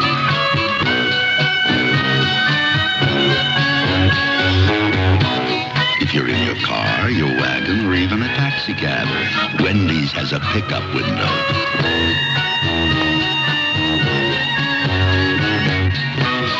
If you're pedaling a bike, pushing a cycle, or whizzing on a skateboard, just whiz on up to Wendy's pickup window. Wendy's pickup window is not only convenient, it's just about the fastest service in town. At Wendy's old-fashioned hamburgers, our pickup window has a separate grill, a separate cook, even a separate cash register. So if you're dying for Wendy's hot and juicy hamburgers but don't have the time, just drive up to Wendy's pickup window and away you go.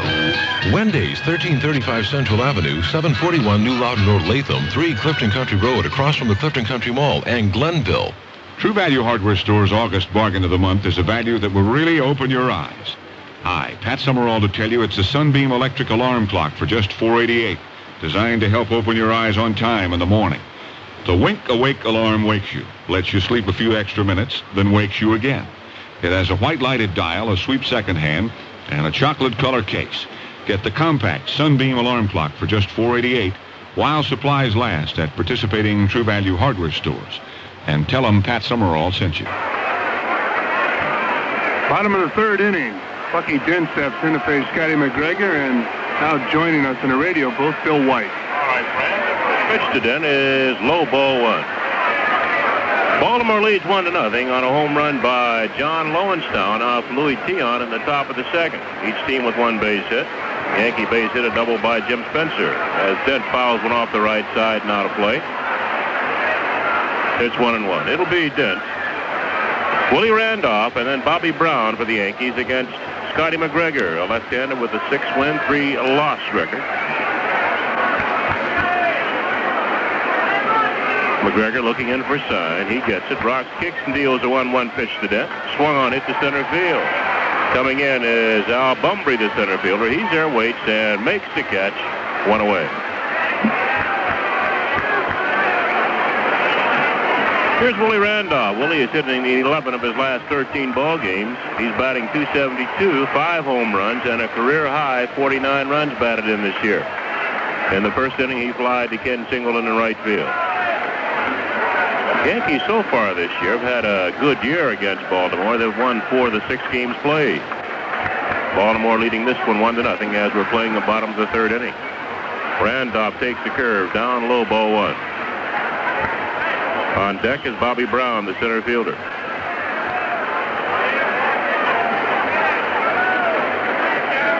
Now McGregor's 1-0 pitch to a Randolph. Swung on, popped up right side. Moving back is Betty Murray, the first baseman. Also Rich Dower, the second baseman. And Dower, the second baseman, makes the catch. Just inside the foul line in shallow right. 2 outs. Here's Bobby Brown. He flied to center in the first. Brown, a switch hitter, in right-handed against McGregor.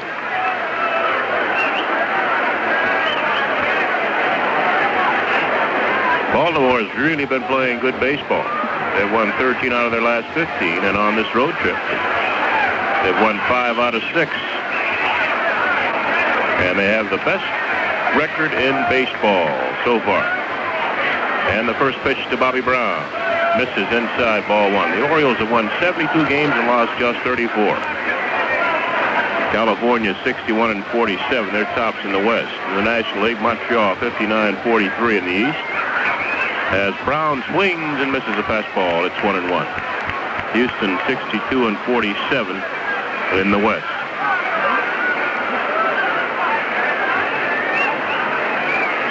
McGregor wants another sign from Dempsey. Now he's ready, and the 1-1 pitch to Brown. Swung on, broken bat bounces to short. Dug out by Belanger. Quick throw, not in time. Brown beat it out.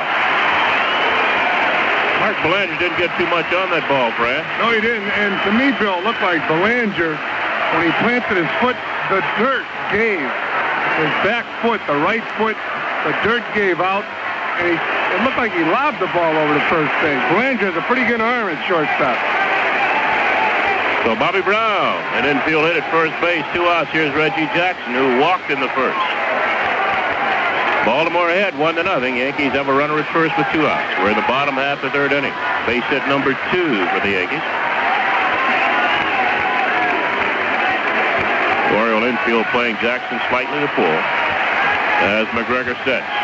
And the pitch. Nope, he goes to first base, and Brown gets back easily. Reggie leads the Yankees in home runs with 19. Also leads them in runs batted in with 57. Now McGregor's ready. Pitch to Jackson. Fastball swung on and missed.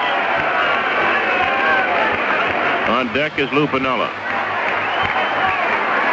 Mike Ferraro, the Yankee third base coach, and Yogi Berra coaching at first.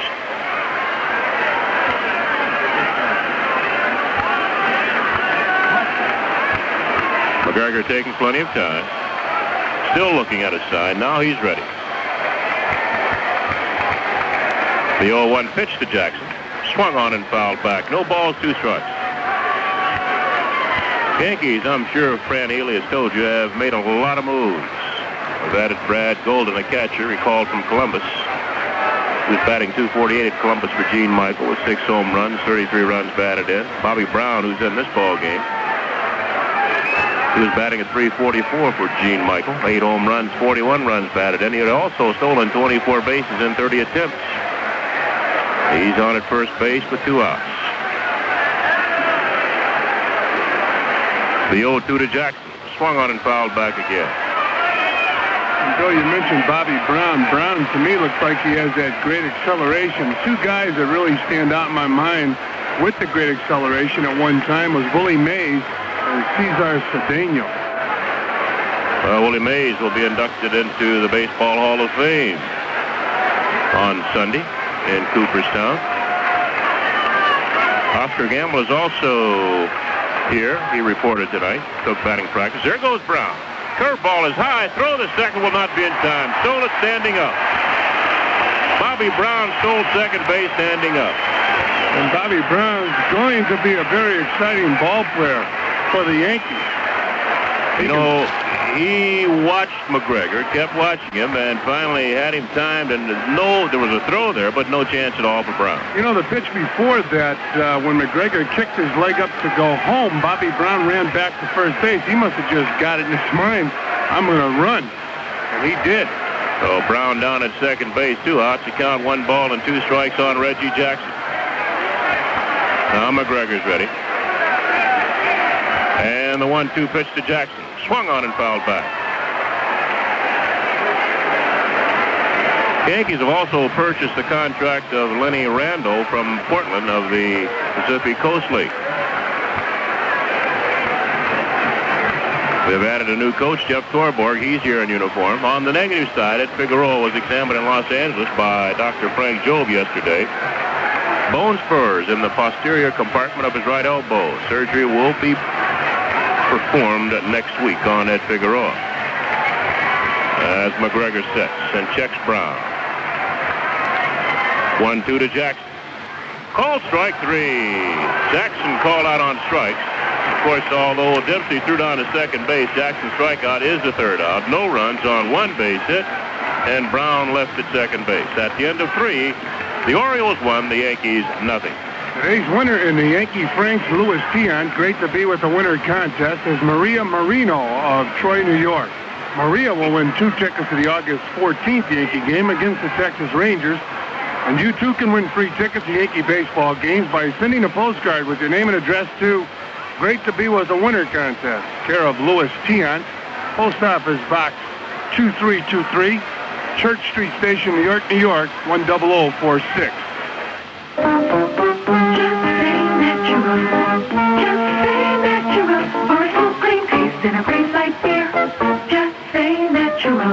I used to play baseball, but they kicked me off the team for buying stolen bases and telling stories in the bullpen. Oh, well, Now I just sit back in my favorite chair and enjoy the game with my favorite light beer, Natural. It's so good. You see, I get dehydrated just listening to the action. And when I wrap my mitt around an ice-cold Natural, I know I'm going to be refreshed. It's got the smooth, clean taste that comes from all natural ingredients and slow natural aging. In fact, Natural tastes so good, it's even great without the game. So remember, next inning or on your next outing, Naturals are natural, any place. Just say natural. Just say natural. Our smooth, clean taste and a great light beer. Just say natural. Anheuser-Busch, St. Louis.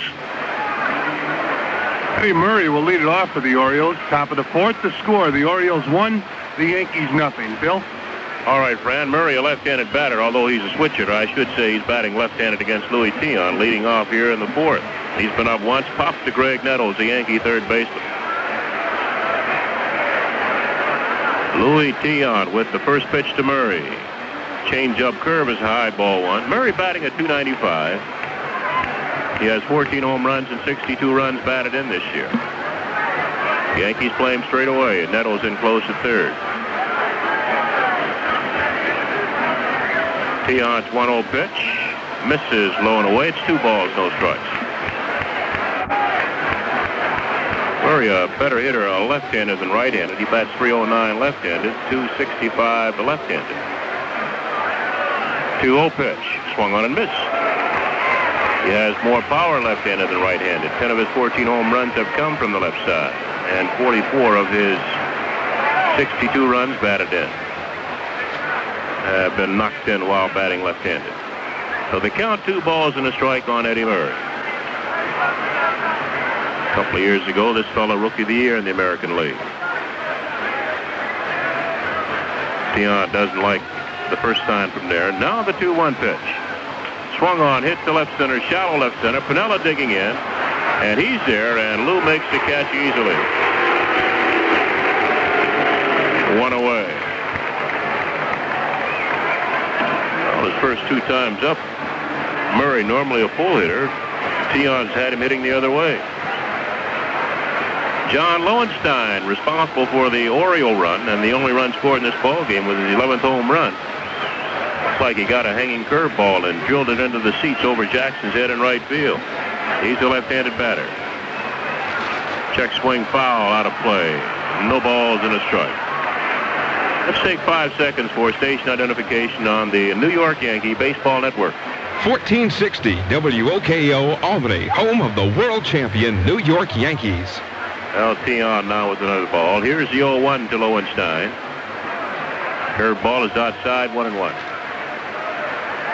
On the scoreboard, Bill, after 3.5 innings of play, no score, the Red Sox and the Brewers. Final score, Kansas City 5, Detroit 3. 1-1 pitch to Lowenstein. Swung on and missed. Swung through a high fastball, 1-2. And that Kansas City-Detroit game is the first game of 2 in the second ball game. Kansas City 2, Detroit now batting bottom of the first after 6.5 innings in Toronto. The White Sox 7, Toronto 4. Lowenstein bounces one the first, dug out by Spencer. Underhand toss to Tion covering. They've got Lowenstein for out number 2.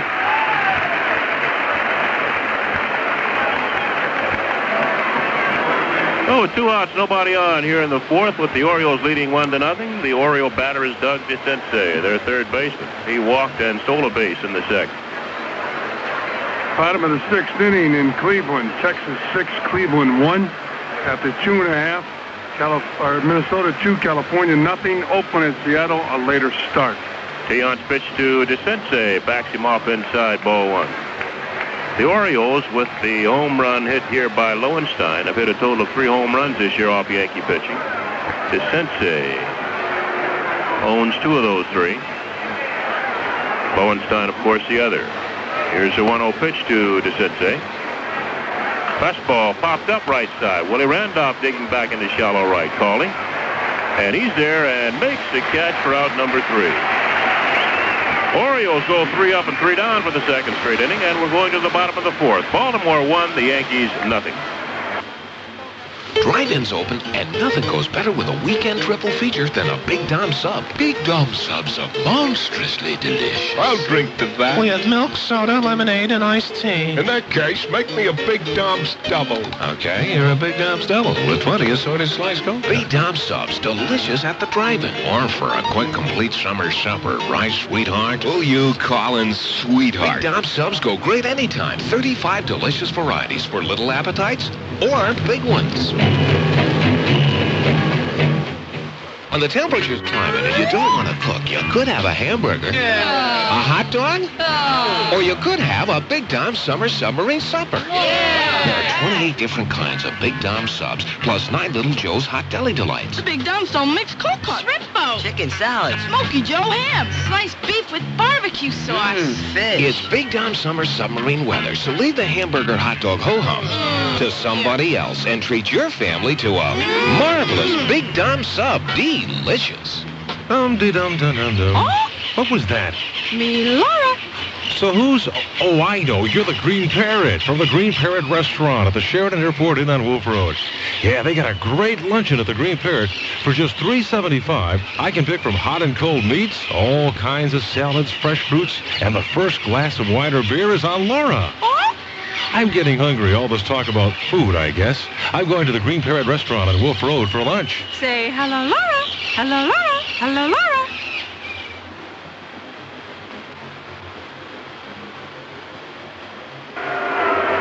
In the National League, the Pirates won, the Phillies nothing after 2. Final score in the first, that's the second ball game. In the first ball game, Pittsburgh 6, Philadelphia 3. That's the final. New York and Montreal tied 5 apiece after 4 complete. Final score, the Cubs 4, the Cardinals 2. No score, San Diego at Cincinnati, bottom of the 5th. And Houston 2, Atlanta 1 after 2.5. San Francisco will play the Dodgers a later start on the West Coast. Bill? All right, Fran. Lou Piniella leads off against Scotty McGregor. We're playing the bottom half of the 4th inning here at Yankee Stadium. The Baltimore Orioles lead the Yankees 1-0. Lou's been up once, struck out. McGregor, the left-hander, kicks and deals the first pitch to Piniella. Swung on and missed. No balls in a strike. Lou batting at .308. 10 home runs, 54 runs batted in. Fielding on deck is Greg Nettles. Piniella taking plenty of time in the batter's box. McGregor waits patiently. Now he makes Piniella wait. And Lou backs off. Time is called. Orioles 1 run on 1 base hit. The home run by John Lowenstein off Louis T on top of the second. The Yankees no runs on 2 base hits against Scotty McGregor. The 1-strike pitch to Piniella. Swung on, sliced foul, upper deck right side. No balls, 2 strikes. Doug DeCinces playing at third tonight for Baltimore. Mark Belanger, the shortstop. Rich Dower playing at second. And Eddie Murray playing wide at first. The outfield, John Lowenstein in left. Al Bumbry in center. And Ken Singleton out in right field. The 2-strike pitch. High and away, 1-2. Rick Dempsey behind the plate flashing signs for Scotty McGregor.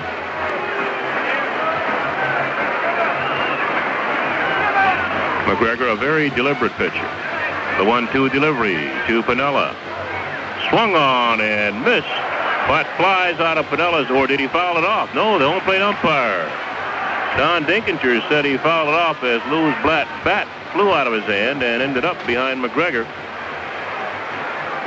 on the pitching mound. So Piniella walks out and gets his bat from the Yankee bat boy. Just got a piece of that ball. I don't think Dempsey thought he fouled it off. But the count remains a ball and 2 strikes on Lou Piniella.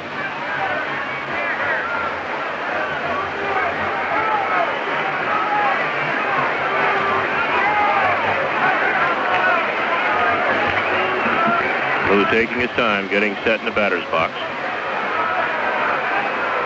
Now the 1-2 pitch. Swung on and missed. Got him. Piniella goes down swinging for the second time in the ball game. Strikeout number 4 for Scotty McGregor. And the batter's Greg Nettles.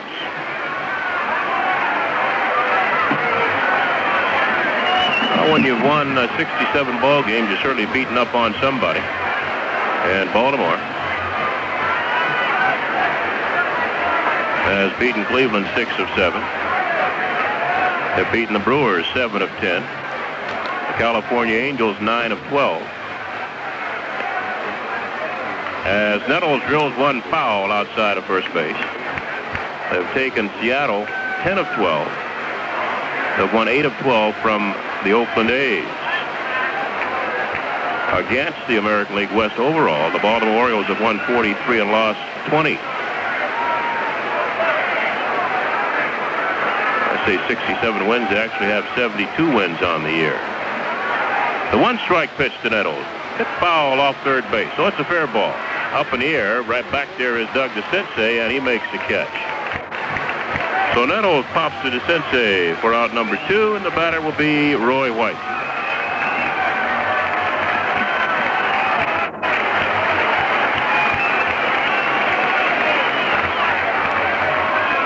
Baltimore having trouble with only 2 teams this year, the Yankees, who have beaten Baltimore 4 of 6, and the Texas Rangers. They've beaten Baltimore 5 times, and Baltimore has beaten Texas 4. Pitch to White. He takes a strike on the outside corner. 2 outs, nobody on. We're in the bottom of the 4th. Baltimore leads 1-0. This is the first game of a big 4-game series here at Yankee Stadium. McGregor's next pitch, changeup, pop back up on the screen, out of play, no balls, 2 strikes.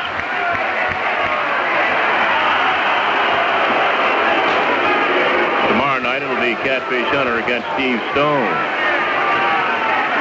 Stone pitched a 1-hitter his last time out against the Milwaukee Brewers. Tommy John against Mike Flanagan on Sunday afternoon. As White hits one foul down the right side, going back Eddie Murray, but he'll run out of room. Back in the seats. Count remains, no balls, 2 strikes. Tommy John at 14-6. Left-hander Mike Flanagan 14-6. They'll be after each other on Sunday at 2. Then on Monday night, Ron Guidry 9-7 against Denny Martinez 14-8. That game will start at 8 o'clock.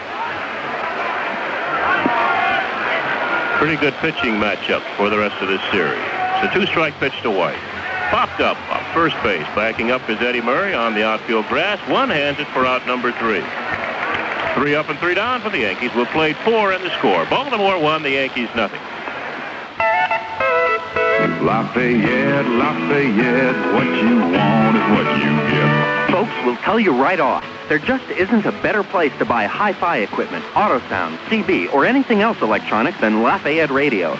Not only does Lafayette feature the great names, Advent, Kenwood, Techniques, Pioneer, Bearcat, Sanyo, and more, but you can get this equipment at the best prices in town. See the white pages for the Lafayette near you. Lafayette, we are here. That's a lot of hay you got piled outside of your garage, Dad. What's it for? Better gas mileage. I'm getting better gas mileage. Oh, I see. Your car runs on hay. Very clever. Well, not exactly. Down, big boy, down. Tell me, Fred, how many horsepower has this new economy job got? Oh, about 1. Oh, about 3 years old? Yeah, around that. You bought a horse? Fred, you bought a horse to get better mileage? That's the picture. What do you get, 7 miles to a bushel? People do some funny things to get better mileage, but at Gulf, we'd like you to know that there are some things you can do that aren't so funny, just smart. Like switching to a multi-grade oil at your next oil change, because a multi-grade oil can get you better mileage than a single grade. Another thing that can help you get better mileage is your nose. That's right. Sniffing out a gas leak could wind up saving you plenty, and that ain't hay. That's smart, because at Gulf, we think it's smart to get the most out of the gas you buy and the place you buy it. So drive smart. Decided to take out your flower bed, huh, Fred? Well, no. Why do you ask, Bert? Your new car is eating it. Oh. Pat Kelly will lead off against Louis Tiant, playing the top of the 5th here at the stadium. The Orioles lead 1-0 over the Yankees. The bottom third of the Baltimore batting order against Louis Tiant, Pat Kelly, Rich Dower, the second baseman, and Rick Dempsey, the catcher. Yankees play Kelly straight away, with Nettles in close at third base. Curved ball is too high to Pat Kelly. Kelly batting at .319. 4 home runs, 16 runs batted in for the Orioles. Tiant rocks and deals a 1-0 pitch to Kelly. Fastball hit in the air to center field. Backing up. Bobby Brown now coming in a couple of steps. He waits. One hand. 1 out. Rich Dower walked his first time up in the second inning. He's a right-handed hitter.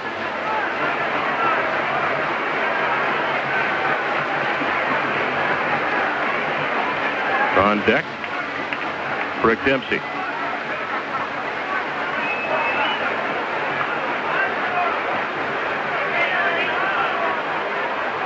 Pitch to Dower.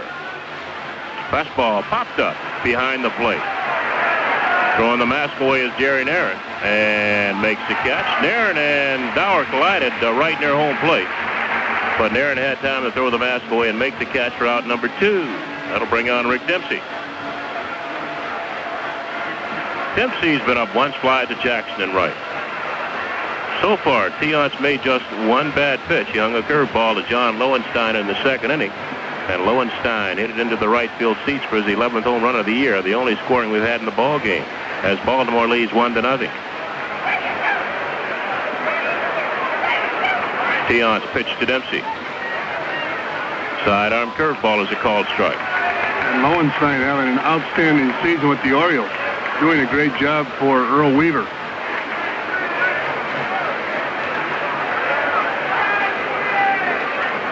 Louis now taking time. The 1-strike pitch to Dempsey. Misses outside. It's 1-1. Rick batting at .254. 5 home runs, 29 runs batted in. Coming into the ball game tonight, he had been batting .368 against Yankee pitching. Line foul into the seats behind third base. 1-2 on Dempsey.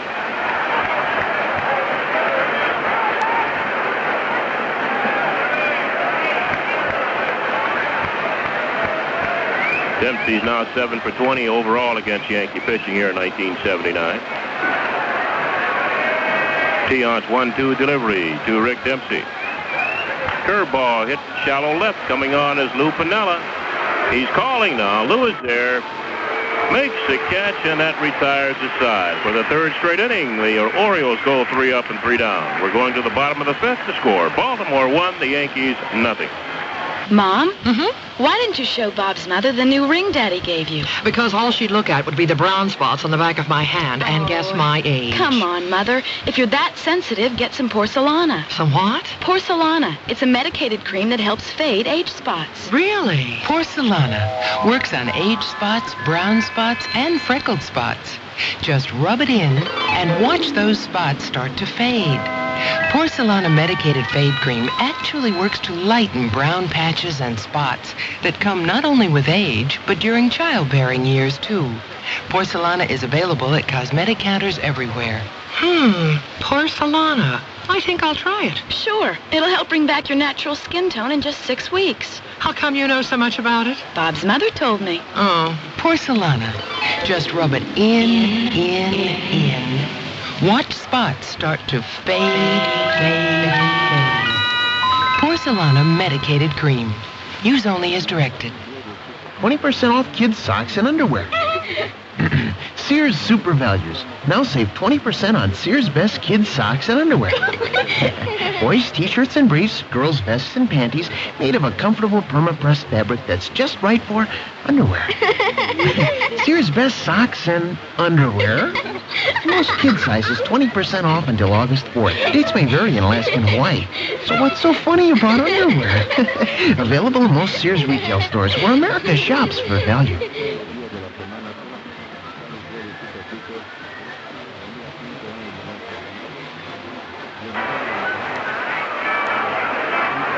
Jim Spencer, who doubled his first time up tonight, will lead it off for the New York Yankees, bottom of the 5th.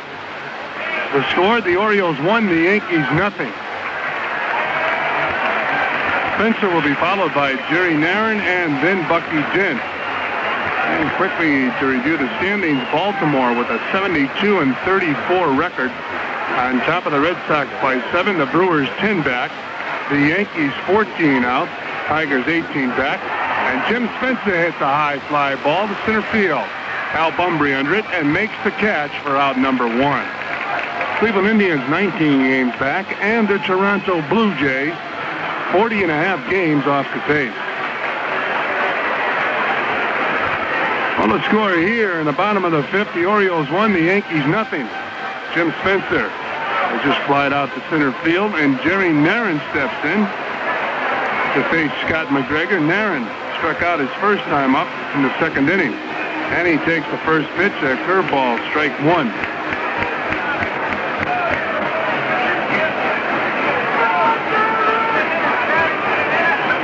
Aaron batting 185. The 0-1 pitch in there, and a breaking ball fouled back just below us. 2 strikes. No balls and 2 strikes from left-handed swinging Jerry Narron. And the New York Yankees recalled Brad Golden, a catcher, where he was batting 248 from Columbus. He had 6 home runs and 33 RBIs. The 0-2 pitch in there, and a fastball just misses, low and away. Ball 1. 1 ball and 2 strikes.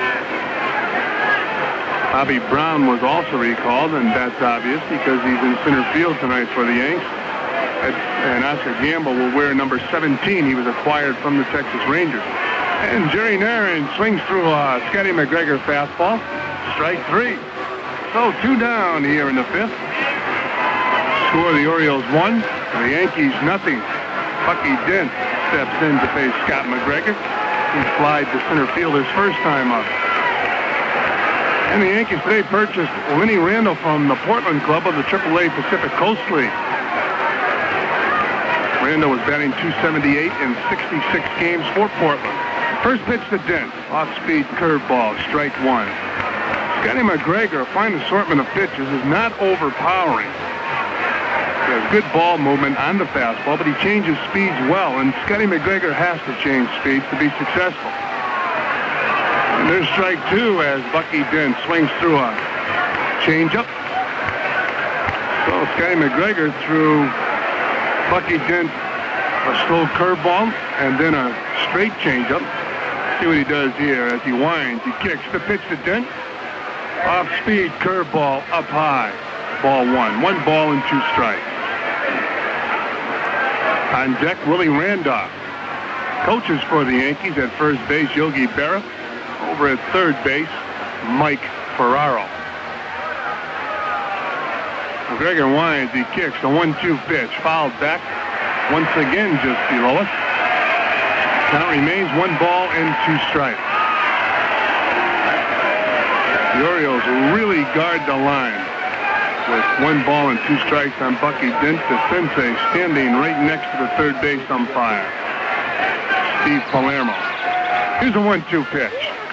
A fly ball to left field. Left fielder under it and makes the catch for out number 3. So for the Yankees, no runs, no hits, no errors. Nobody left on base. At the end of 5 complete innings of play to score the Orioles 1, the Yankees nothing. Here's a hot tip to help improve your fuel economy. AC Fire Ring Spark Plugs. If your car needs new spark plugs, ACs can help improve your performance and gas mileage. The reason? The AC Hot Tip heats up fast, fires hot, and helps resist fouling to help your car deliver smooth performance. AC Spark Plugs are original equipment on all new General Motors cars and trucks, and they're available for most other American-made vehicles and most imports. Go with spark plugs you can trust. AC Fire Ring Spark Plugs.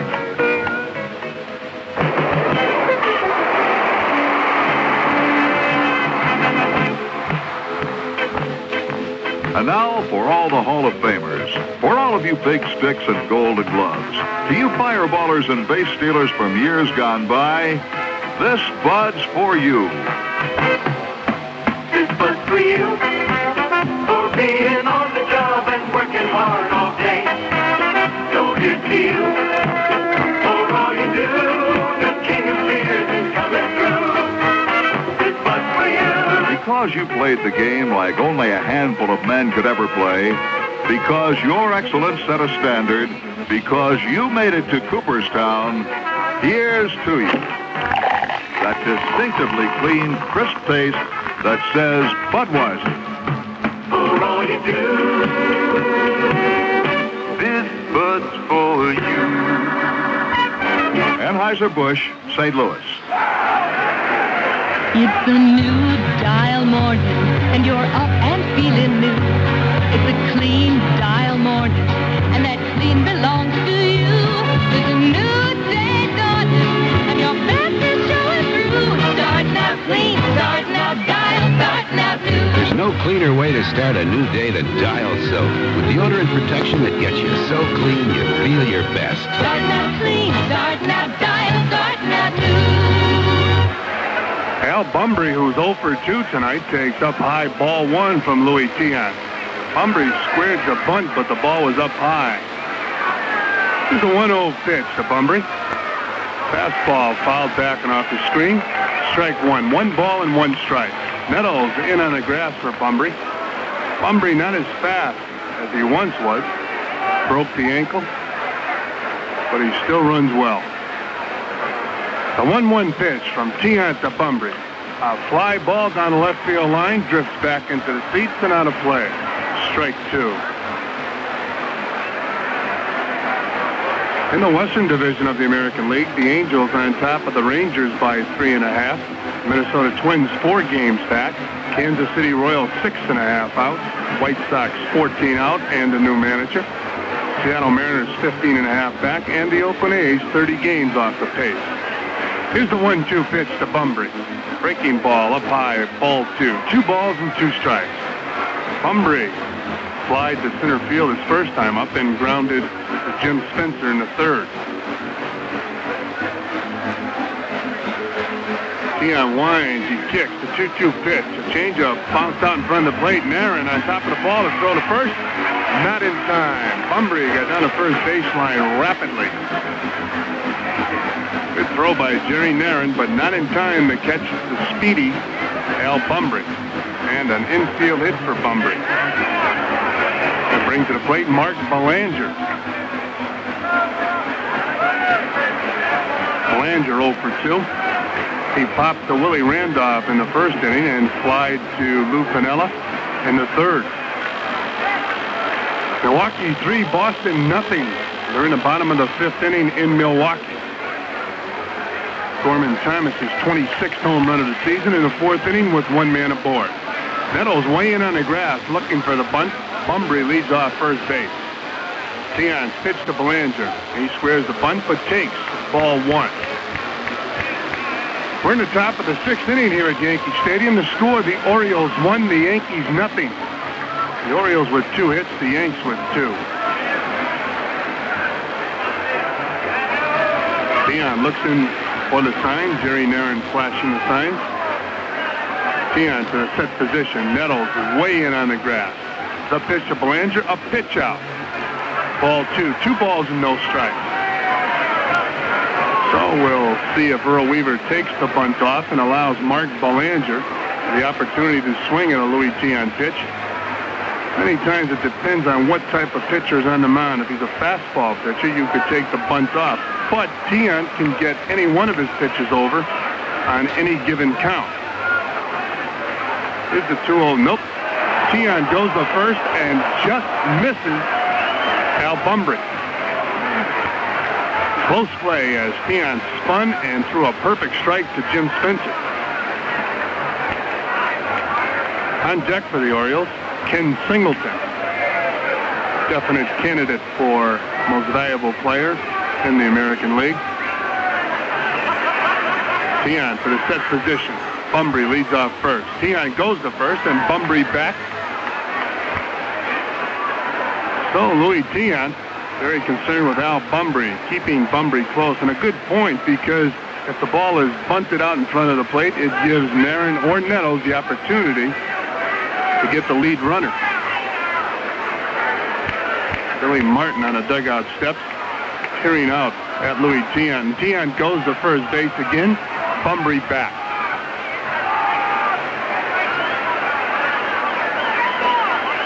Yankees have moved their infield in for Belanger and their outfield relatively shallow. Bumbry leads off first. The 2-0 pitch to Belanger. Up high. Ball 3. 3 balls and no strikes. First game of a doubleheader. Final score, Kansas City 5, Detroit 3. Home runs Porter and McRae for Kansas City. Kemp had a pair for the Tigers. Second game, Kansas City 2, Detroit nothing after 3. 3-0 pitch to Belanger. Strike 1. 3 balls and 1 strike. After 7 complete in Toronto, the White Sox 8, the Blue Jays 5. Home runs, Morrison, Bell, and Lamar Johnson for the White Sox. Howell for the Blue Jays. Tian to the set position. And he goes to first base. Bumbry back easily. Texas 7, Cleveland 1 after 7 complete in Cleveland. Home runs, Putnam for Texas. Cliff Johnson hit one for the Indians. Tian to the stop position. A 3-1 pitch to Belanger. Outside, ball 4. And Jim Spencer was right on top of Belanger as the ball crossed home plate, and Louis Tian not very happy with Don Dinkinger's call. Dinkinger, the home plate umpire. So the Orioles have their first 2 batters on base here in the 6th. There's nobody down. The Orioles 1, the Yankees nothing. And Ken Singleton, who's 0 for 2, steps in. Singleton grounded to Nettles in the first and flied to Piniella in the third.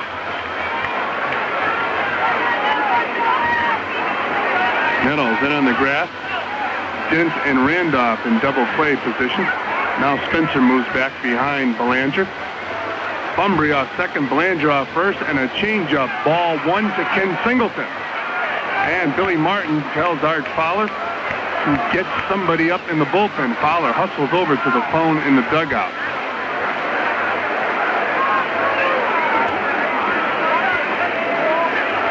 The runners lead off, first and second. The 1-0 pitch to Singleton. A changeup, a line drive to right field, but Jackson has room. He's got it. Bumbry tags up on second and goes over to third base. Jackson gets the ball into Willie Randolph, and Belanger holds on at first. 1 down.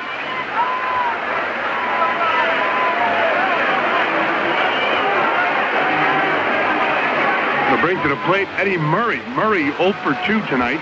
He popped to Nettles and flied to Piniella. And in the Yankee bullpen, Ron Davis and Jim Cott. The Orioles with runners on first and third. 1 man down, top of the 6th inning. The score, the Orioles 1, the Yankees nothing. And there's action in the Yankee bullpen. Cott and Burris. Pitch to Murray, ground ball, foul. Strike 1. Check that, Cott and Davis.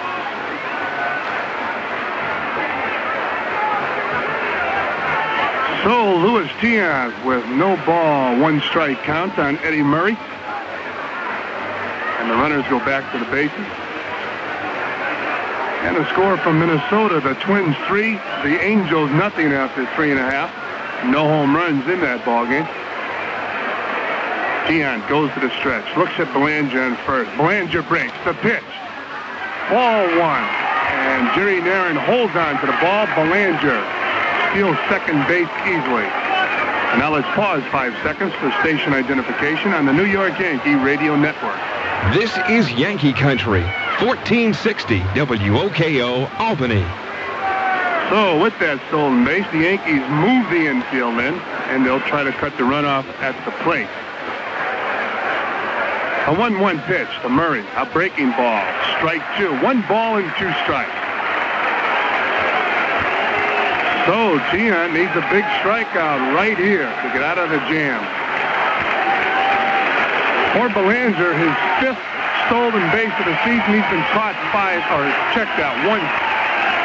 The 1-2 pitch to Murray, up high, ball 2. 2 balls and 2 strikes.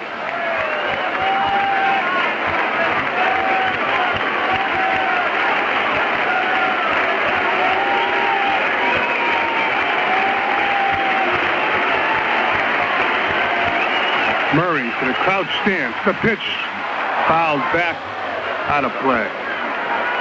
Count remains 2 balls and 2 strikes. On deck for the Orioles, John Lowenstein, who's accounted for the only Oriole run tonight, a home run into the right field seat.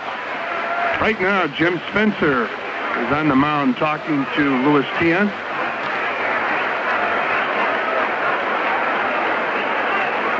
And the Yankees, as I told you, with the infield still in, the outfield very deep for the hard-hitting Eddie Murray.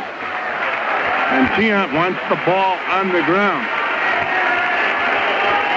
He goes to the set position. He looks at Belanger at second, Bumbry at third. The 2-2 pitch. Fastball. Fouled back. Count remains 2 balls and 2 strikes.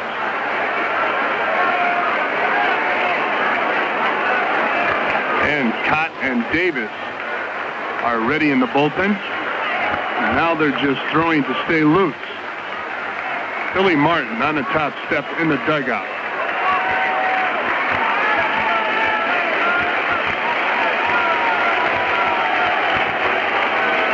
Tiant to the set position. The 2-2 pitch. Breaking ball up high, ball 3. 3 balls and 2 strikes.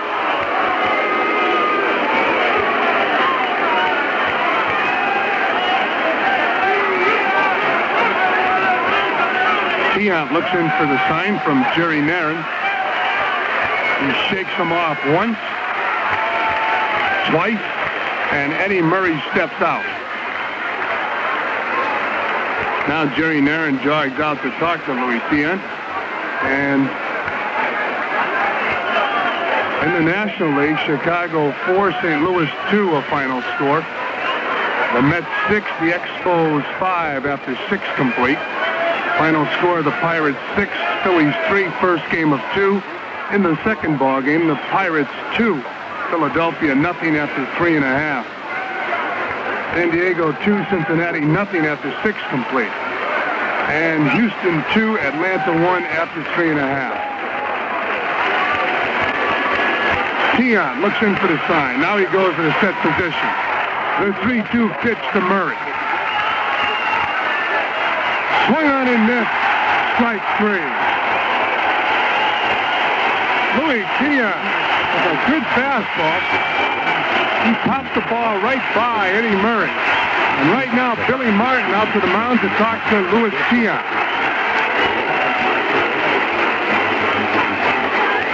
And there's a break in the action with the score. The Orioles 1, the Yankees nothing. This is Mel Allen. Emery doesn't put a package on the bench just because it shows up overweight or out of shape. Emery takes any size, package, any shape, any weight to practically anywhere. Emery, the Air Force and Air Freight. John Lowenstein steps in to face Louis Tiant. Lowenstein with a solo home run in the second inning and grounded to Jim Spencer in the fourth. He's 1 for 2.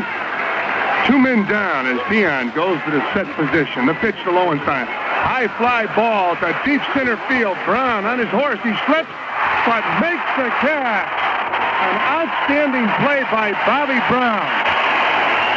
So for the Orioles, no runs on 1 hit. No errors. 2 men left on base.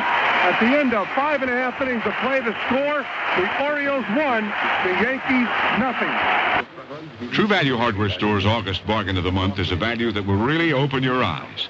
Hi, Pat Summerall to tell you it's a Sunbeam electric alarm clock for just $4.88, designed to help open your eyes on time in the morning. The Wink Awake alarm wakes you, lets you sleep a few extra minutes, then wakes you again. It has a white lighted dial, a sweep second hand, and a chocolate color case. Get the compact Sunbeam alarm clock for just $4.88 while supplies last at participating True Value Hardware stores. And tell them Pat Summerall sent you. Hi, I'm Nick, the supermarket manager. Well, now I'm a big TV star. Have you caught me on the tube yet? This customer's asking what she should buy to clean her bathroom.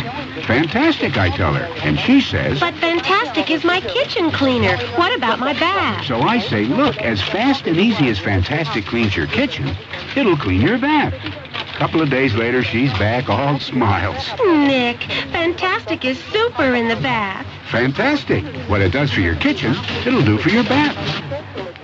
Dum-de-dum-dum-dum-dum. Oh. What was that? Me, Laura. So who's... Oh, I know. You're the Green Parrot from the Green Parrot restaurant at the Sheridan Airport Inn on Wolf Road. Yeah, they got a great luncheon at the Green Parrot. For just $3.75, I can pick from hot and cold meats, all kinds of salads, fresh fruits, and the first glass of wine or beer is on Laura. I'm getting hungry. All this talk about food, I guess. I'm going to the Green Parrot restaurant on Wolf Road for lunch. Say hello, Laura. Hello, Laura. Hello, Laura.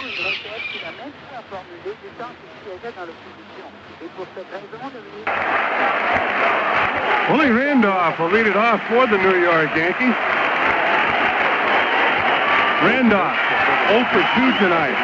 Bottom of the 6th inning, the score, the Orioles 1, the Yankees nothing. McGregor's first pitch to Randolph. Inside, ball 1.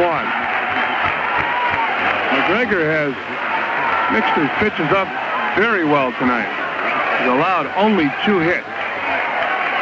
1 ball, no strike. Pitch down low, ball 2. 2 balls and no strike.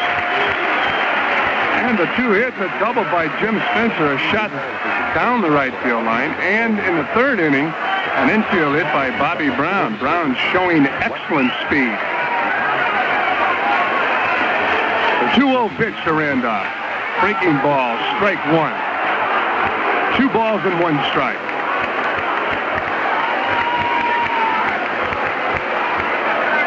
On deck, Bobby Brown.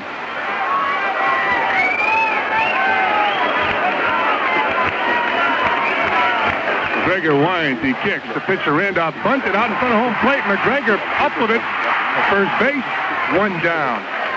Willie Randolph tried to push a bunt between McGregor and the first baseman, Eddie Murray. He not bunted hard enough, and McGregor made the play.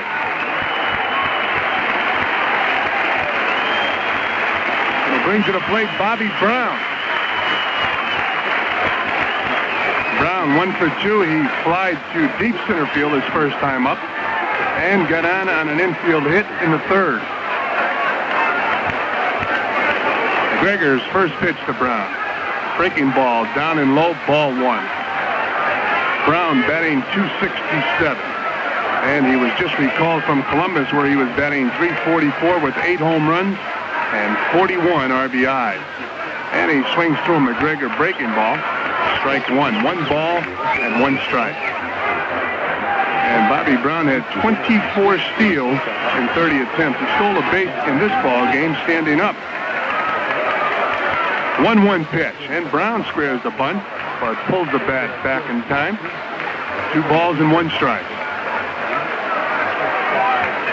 Eastern Division of the National League, the Montreal Expos in front of the Pirates by 2 games. The Cubs 5 out.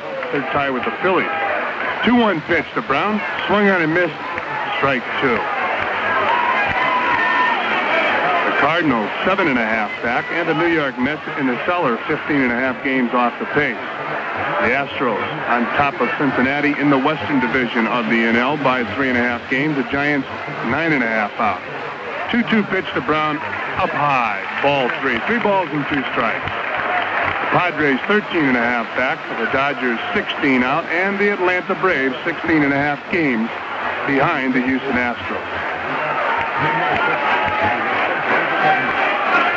McGregor winds, the 3-2 pitch to Bobby Brown. A long drive in a left center field. Lowenstein over and makes the catch for out number 2. Bobby Brown hits the ball hard, and he goes back to the Yankee dugout shaking his head. And Reggie Jackson steps in. Jackson walked in the 1st and struck out in the 3rd.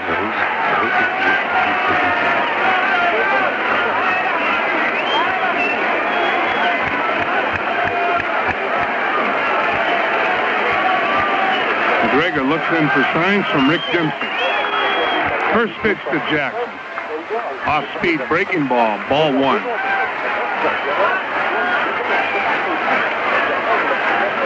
Jackson hit his 359th home run Wednesday night in Chicago, tying him with Johnny Mize for 27th on the all-time home run list.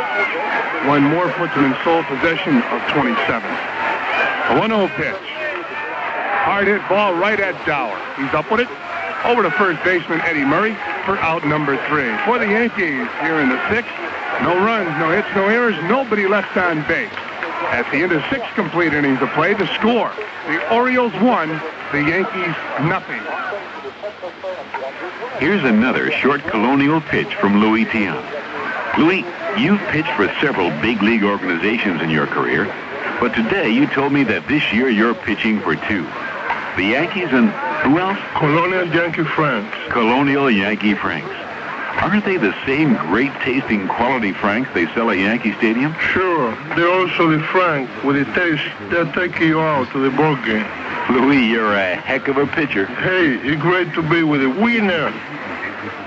Say, do you know what's America's favorite chocolate soft drink, Bill? Sure, Yoo-Hoo chocolate drink, Frank. 3 good reasons. Creamy chocolate taste. Frosty, good refreshment. Plus milk nourishment. Right, Yoo-Hoo's made with 99% fat-free milk. That's what makes Yoo-Hoo a better all-round value. If you like chocolate, you're going to love Yoo-Hoo. Milk makes Yoo-Hoo moo delicious. Say, did you ever work down on the farm, Frank? Keep your action going with Yoo-Hoo chocolate drink. Now available in bigger cans for greater value. Get Yoo-Hoo from Iroquois Brands. Cohen's Fashion Optical, a leader in the optical industry for almost 50 years, bring you the ultimate in eyeglass guarantees. Cohen's Fashion Optical will beat any advertised price on eyeglasses or designer eyewear. Just bring in any competitive advertisement, and Cohen's will beat the advertised price, providing the item is in stock or available to us. Cohen's Fashion Optical offers the largest selection and finest service. Call 212-697-1838 for Cohen's Fashion Optical. Doug DeCinces steps in for the Baltimore Orioles, and now here at the play-by-play, Frank Messer. Okay, Fran Healy, thank you very much, and good evening, everybody, wherever you might be listening to Yankee baseball. DeCinces swings and misses strike one. He took a tremendous cut. Found the breeze. DeCinces has walked and popped up. He's a right-hand hitter. He does have power, even though this year he's hit but 8 home runs. He has been injured some this year. Perhaps accounting for his low home run production. He takes a slider over for strike 2 call. DeCinces last year hit 28 home runs for the Orioles. He has 70 in his career. Foul back.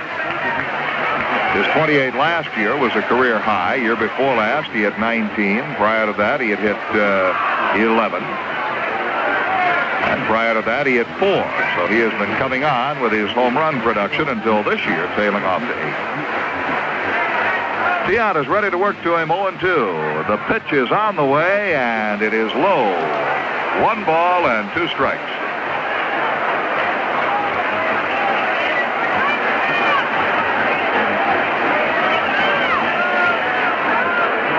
Tiant winds again, and the 1-2 delivery comes inside a fastball.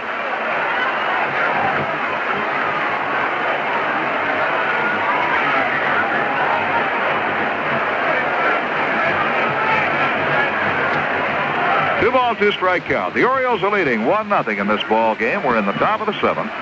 Tiant winds and delivers, and it's fouled off. Count holds at 2 balls and 2 strikes. Tiant did some pitching in the 6th inning after an infield hit by Al Bumbry.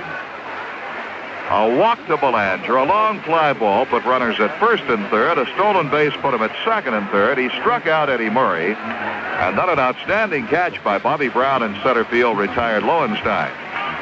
This ball is popped up on the 3rd base line. Greg Nettles in fair territory near the bag. Makes the catch, and there's 1 away. And now 20 seconds for our local stations to identify themselves.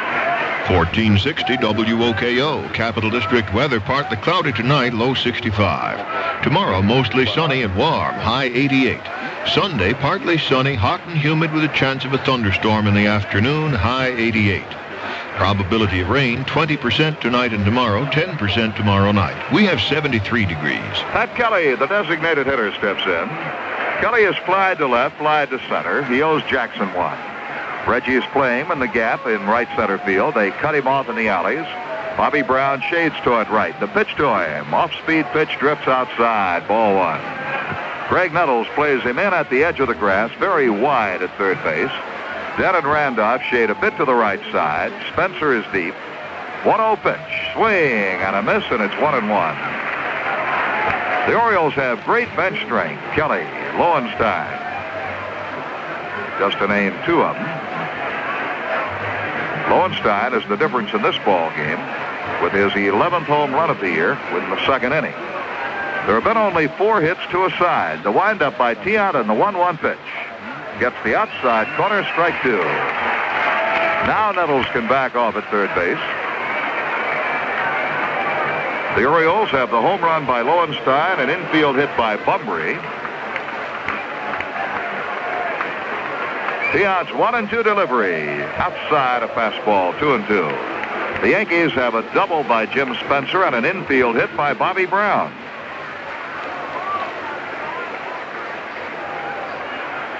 Tiant, who has walked 3 and struck out 1, into the wind, and the 2-2 pitch. Struck him out. Swing and a miss. Kelly tried to check it, but could not. Tiant got him with a high fastball for his second strikeout. 2 down, and the batter is Rich Dower, the second baseman, who has walked and popped up to Nara.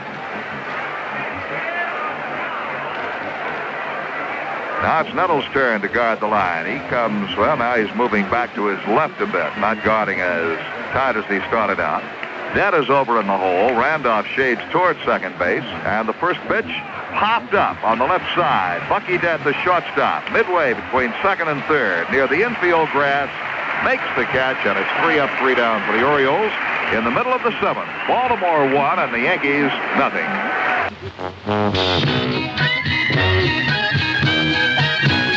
After Wendy's hot and juicy hamburger, don't forget the Frosty. After Wendy's hot and juicy with cheese, don't forget the Frosty. After Wendy's rich and meaty chili, don't forget the Frosty. Frosty dairy dessert is Wendy's only dessert, and with good reason. Frosty is not a thick shake. It's a cool and creamy treat that could make you forget you ever loved ice cream. Half chocolate, half vanilla, all dairy. You might forget an anniversary. You might forget a birthday. But don't forget the Frosty. Did you forget the Frosty? No. I forgot the hamburgers. Frosty dairy dessert. Only at Wendy's old-fashioned hamburgers. Wendy's, 1335 Central Avenue, 741 New Loudon Road, Latham, 3 Clifton Country Road, across from the Clifton Country Mall, and Glenville. If you've been searching for someone to do a quality paint job at a reasonable price, take your car to Mako. Mako Auto Painting and Body Works, 36 Broadway in Menands. Whether your car has sustained some minor dent or rust damage, or more extensive repairs are necessary, Mako can handle the job. Choose from over 7,000 colors and enjoy free estimates on work for insurance purposes. At Mako Auto Painting and Body Works, 36 Broadway, Menands, 2 blocks south of Montgomery Ward. Open weekdays 8 to 6, Saturdays 8 to 12 noon.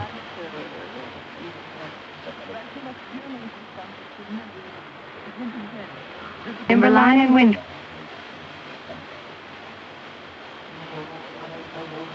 Lupinello will lead off the bottom half of the 7th for the Yankees. He has struck out both times up against the left-hander McGregor. And it's a high fly ball into straightaway right field. Ken Singleton is under it. And Pinella is retired, 1 out on 1 pitch. Looking through Sports Illustrated, Fran Healy, and came up with this quote from Hank Greenwald, who announces the San Francisco Giants baseball games.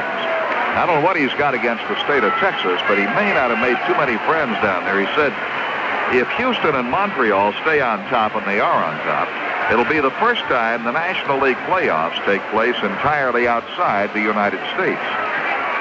Wow. I don't think I get Texans mad at me like that. That was not me saying it. That was Mr. Greenwald. First pitch, 1 hop by Nettles to the first baseman, Murray, who knocks it down and goes to the bag. 2 away. 2 pitches, 2 outs here in the bottom half of the 7th. The Orioles are leading 1-0. And Roy White will step in. Roy has grounded out to the shortstop and popped up to Murray at first. Baltimore leading 1-0 on a John Lowenstein home run back in the 2nd inning. Scott McGregor into the windup, and his first pitch to White is taken over, but low, ball 1. McGregor has won 3 in a row and 6 of his last 7. He deals 1-0. White fouls it back, and it's 1-1. Scott McGregor was first signed by the Yankees.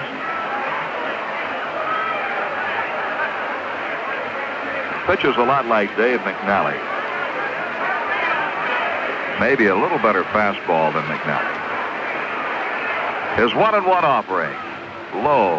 2 balls and a strike. Jim Palmer says that Scotty McGregor is as lucky as Dave McNally, whom Jim used to call Dave McLucky. Left-hander winds for the 2-1 pitch. White lines it to left field. That's going to be in for a base hit. Played on one bounce by Lowenstein, and Roy White is on with a 2-out single. That is the Yankees' 3rd hit in this ball game,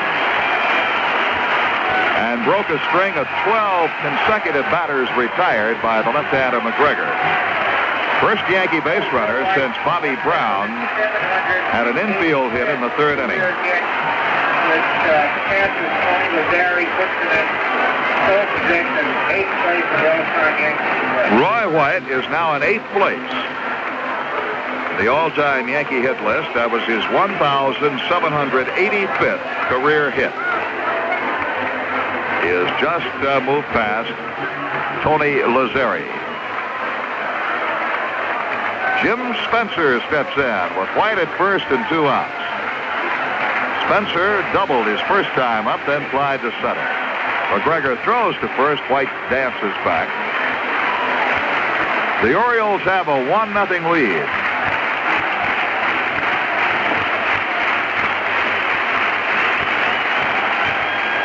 Gary Narron is on deck. McGregor comes set. The pitch to Spencer. High. Ball 1.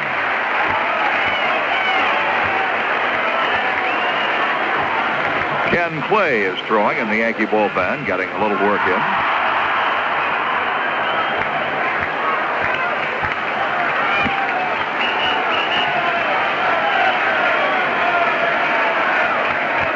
And the 1-0 pitch. Hit deep to right field, but Singleton back on the warning track makes the catch. Spencer hit it deep, but Singleton caught it. For the Yankees, no runs, a base hit, a man left. At the end of 7, it's still Baltimore 1, the Yankees nothing.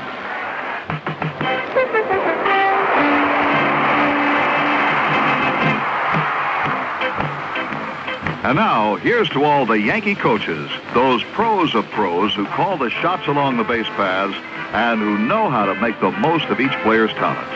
Coach, this Bud's for you. This Bud's for you. For being on the job and working hard all day. So here's to you. For all you do, the king of beers is coming through. This Bud's for you. Yeah, to the coach who keeps our bullpen ready, to the coach who keeps our hitters hitting, to all you unsung heroes, here it is. That distinctively clean, crisp taste that says Budweiser. Here's to you. For all you do, this Bud's for you. Anheuser-Busch, St. Louis. At Firestone, tire prices are right. Firestone's popular polyester cord Deluxe Champion tires prove the point. Listen to this. You can get a Deluxe Champion Blackwall size A78-13 for a low $19.99 plus $162 federal excise tax and your old tire. Now that's the price that's right. All other sizes are priced right too, and there's no charge for mounting.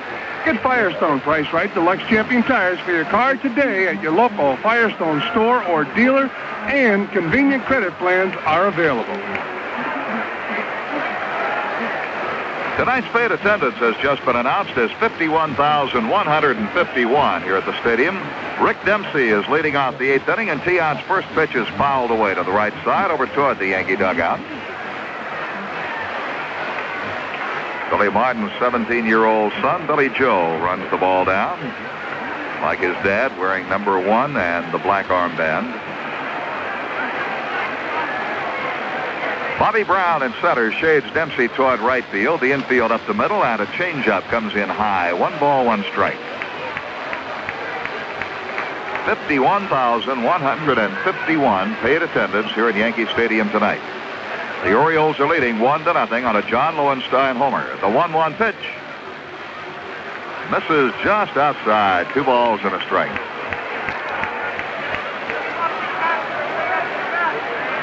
Tiant has walked 3 and struck out 2 in this ball game, allowed only 2 base hits, but one of them went out of the park. 2-1 pitch. Down low with a fastball. It's 3-1.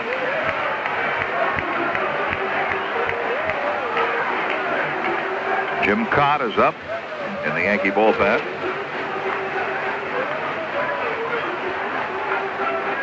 So is Ron Davis. 3-1 pitch. Outside, ball 4. So the Orioles have the leadoff man on and a good bunter. Al Bunbury coming to bat. To field, Fran Healy, Earl Weaver in this stage of the ball game will play for the 1 run.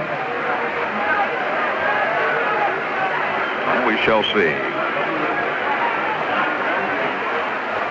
Thing about it, Bunbury is a left-hand hitter. The on-deck batter now, Belanger, is a right-hand hitter, and Jerry Naren's going to go out and talk to Tiant. Right now, there's a break in the action with the score. The Orioles 1, the Yankees nothing. This is Mel Allen. When you have to ship a package down to the minors, you don't have to use a minor league air freight company. That's because Emery doesn't go just to major league cities. They also go to minor league cities. Emery, the Air Force and Air Freight. Al Bunbury with Dempsey down at first. Dempsey has not stolen a base this year. He's been thrown out once trying. Nettles comes in on the grass as Gregg looks for the bunt. The set by Tiant. And Bunbury's going to swing away. Does. It's a fly ball. Shallow left. Coming hard. Piniella still on the run and makes the catch. So they let Bunbury swing away, and he fly it out to Piniella at left. Dempsey goes back to first, and it'll bring up Mark Belanger.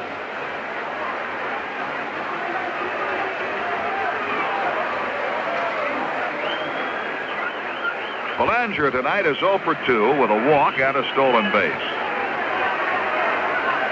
Right now, Billy Martin on his way out to talk to Louis Tiant.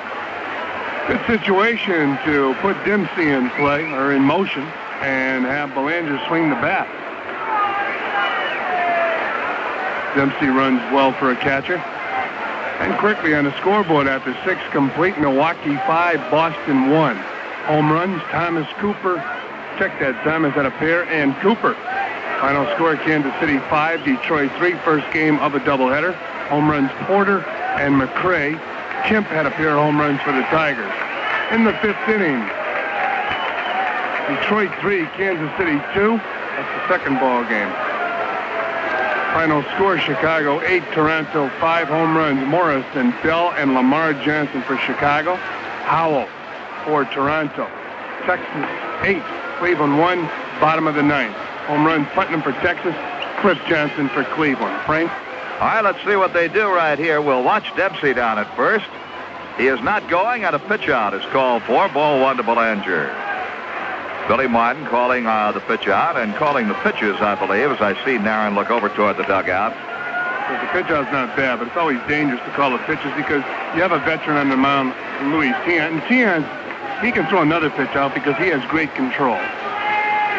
This one is bunted, pop foul, and coming back, Naren not able to get to it.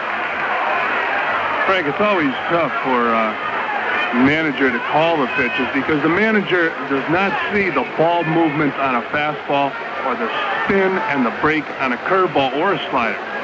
So you should leave that up to either the catcher or the pitcher. All right, in this game, I would presume that Tiant is calling his own pitches rather than letting the rookie Naren do it. Sure, I'm sure that Billy Martin knows that he has a veteran of many, many seasons in the major leagues, and he knows exactly what he wants to do.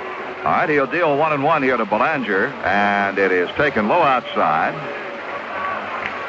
Nettles was well in on the grass for that one, and Spencer was ready to charge down from first base. Belanger looks down to his third base coach, Cal Ripken. There is one out, Dempsey at first, and the on-deck batter is Singleton. Belanger is an excellent bunter, but he swings away and misses. 2 balls, 2 strikes.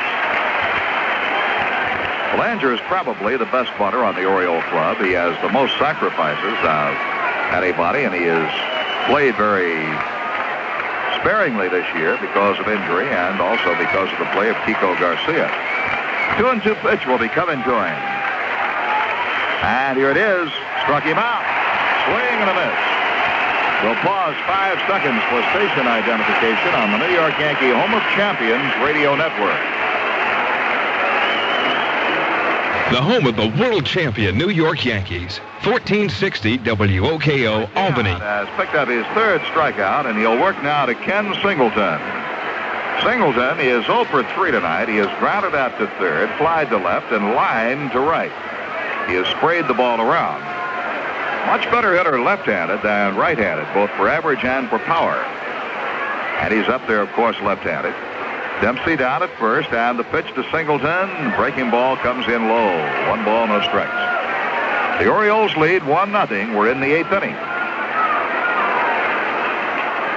Jackson plays Singleton deep. Bobby Brown, the center fielder, shades toward right.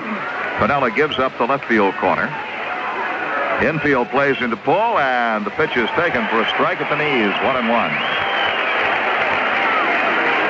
Eddie Murray is on deck.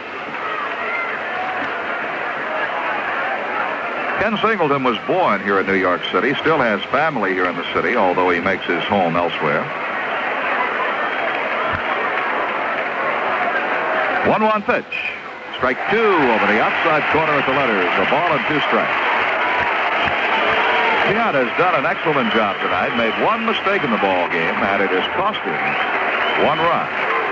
That was a pitch to John Lowenstein back in the 2nd inning that ended up in the right field seats. That's the only run. He's ready with a 1-2 pitch to Singleton. Dempsey at first base, 2 outs. The set by Tiant. Here comes the pitch. Outside. 2-2.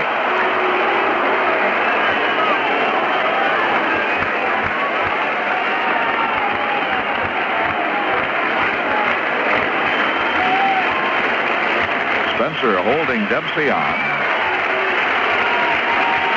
Nettles is back. 2-2 pitch.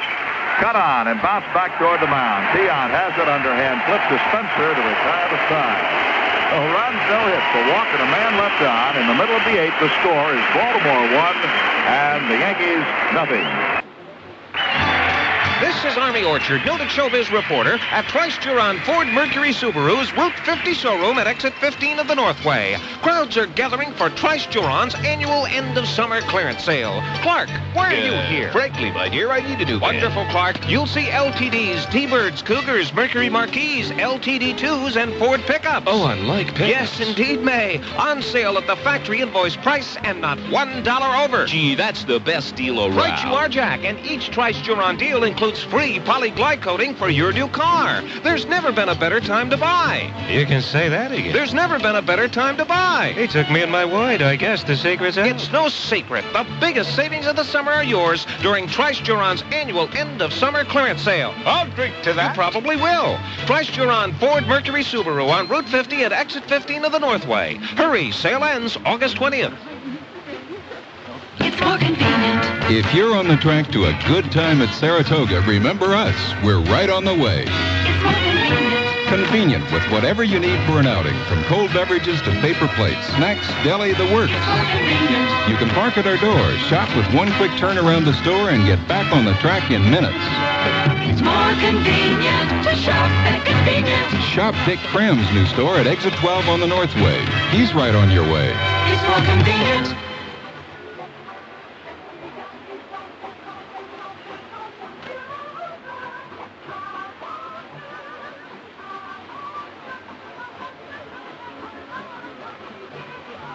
WOKO.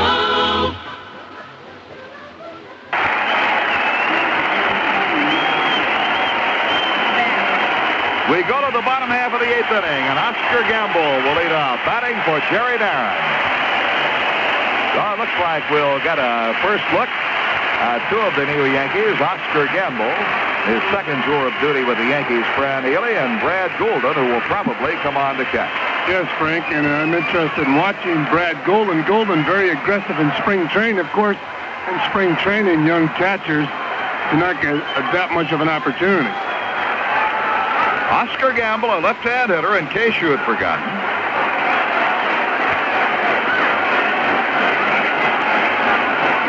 And the pitch to him. Swing and a miss, strike 1. Now time will be held up as a player runs from the bullpen, probably Goulden. It is. Technically, that is against the rules of baseball. But I've never seen any there. It's one of the rules that there is no penalty for breaking. Right. I know one thing. He'll be exhausted when he gets in the dugout. It's a long run from left center field here at Yankee Stadium to the Yankee dugout. Now to get in this ball game, he'll never feel it. Here's the 0-1 pitch to Gamble, and strike two is called. McGregor has pitched an excellent ball game, changing speeds, moving the ball in and out. Very effectively used a changeup tonight. And his 0-2 delivery. Breaking ball swung on and missed, and Gamble strikes out on 3 pitches. That is the 6th strikeout for McGregor.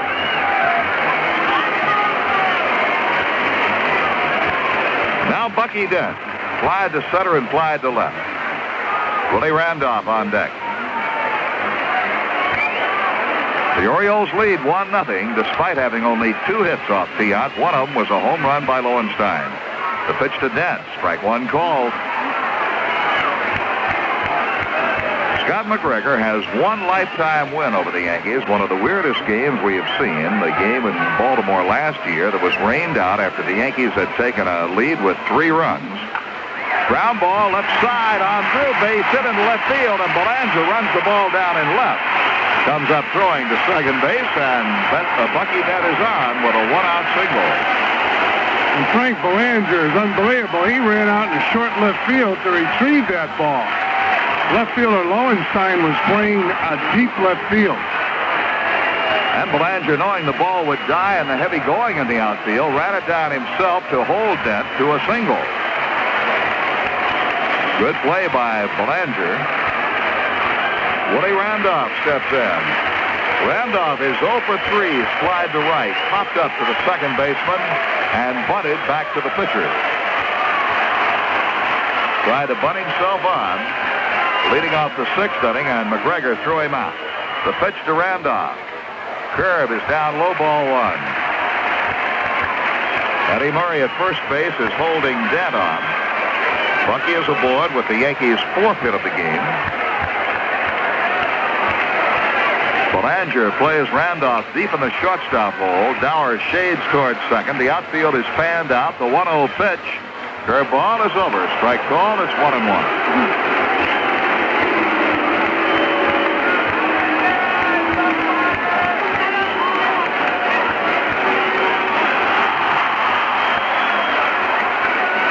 Billy Martin surveying the game from the dugout steps. Shouting encouragement to Randolph. Dent a short lead at first, draws a look, and draws a throw and steps back. McGregor has been called for a balk in this game.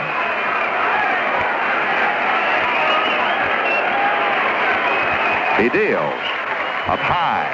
2 balls and a strike. It's tough to get a break off first base against McGregor. He has a good pickoff move. His balk game back in the 2nd inning with Spencer at second. Orioles got a pickoff play on. McGregor balked, moving Spencer to third. 2-1 pitch to Randolph. Fouled out of play on the right side. Back in the crowd. And the count is 2 balls, 2 strikes on Randolph.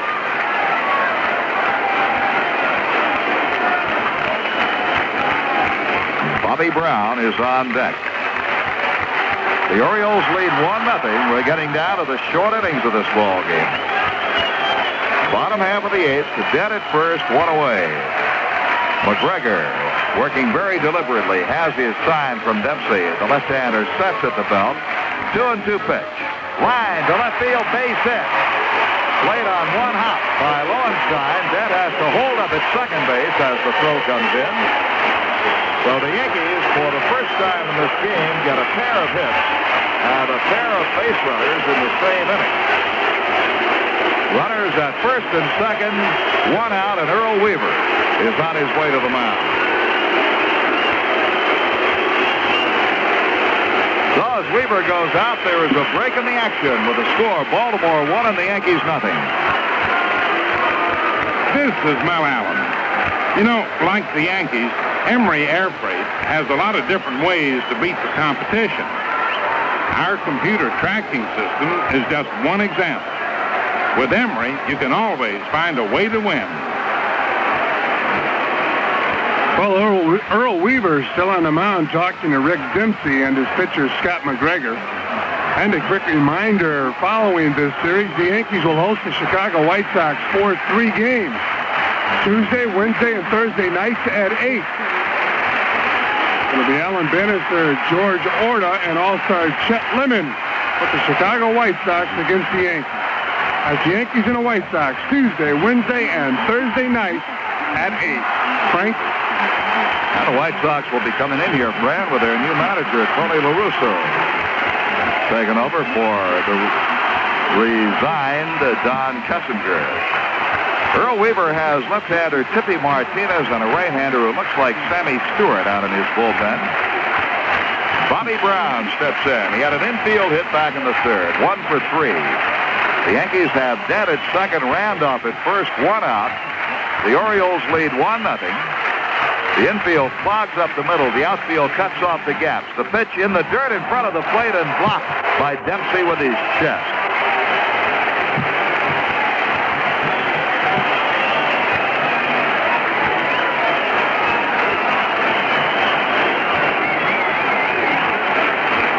McGregor threw a curveball. It bounced in front of the plate, and Dempsey blocked it. The runners held. The 1-0 pitch now to Bobby Brown. Here it comes. Fastball hit in the air to center field.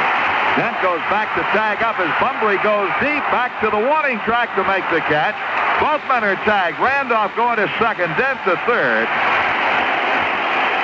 That ball was hit a long, long way by Bobby Brown. It got up in the air and carried nearly 400 feet to center field where Bunbury made the catch. And Bobby Brown goes back to the Yankee dugout shaking his head once again. In the 6th inning, Bobby Brown hit a ball deep to left center field. That was caught.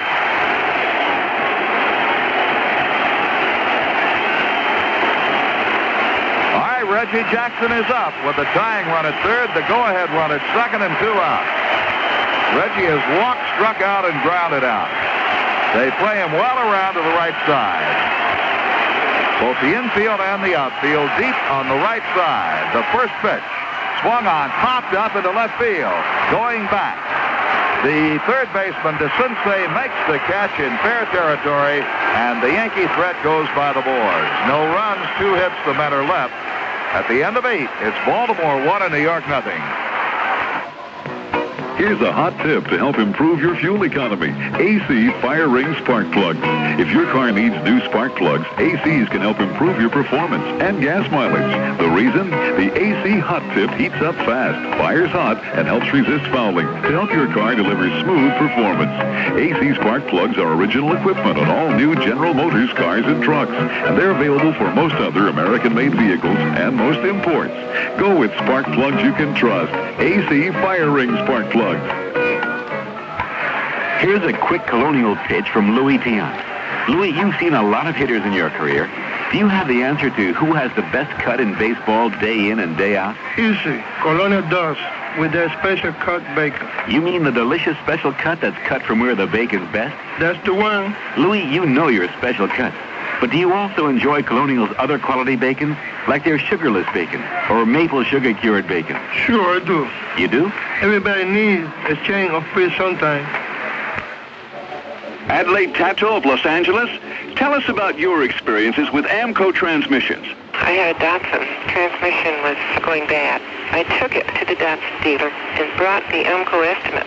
He said they're doing it for a better price than we can give you. After I had the car repaired, the transmission worked perfectly. I really think that I'm sold on AMCO.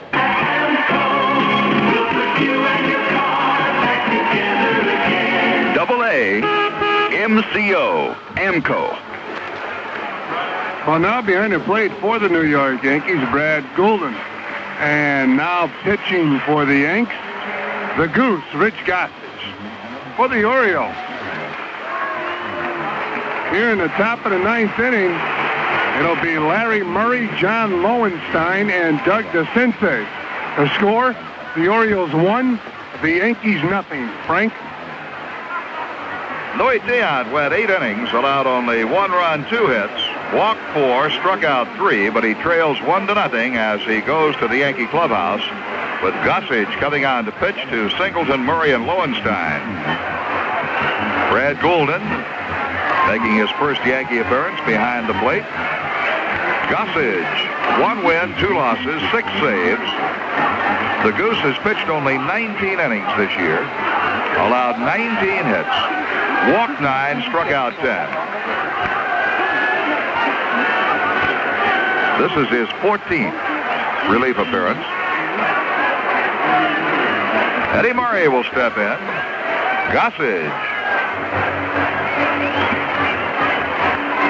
Fastball pitcher, and Murray a good fastball hitter, so the challenge is on.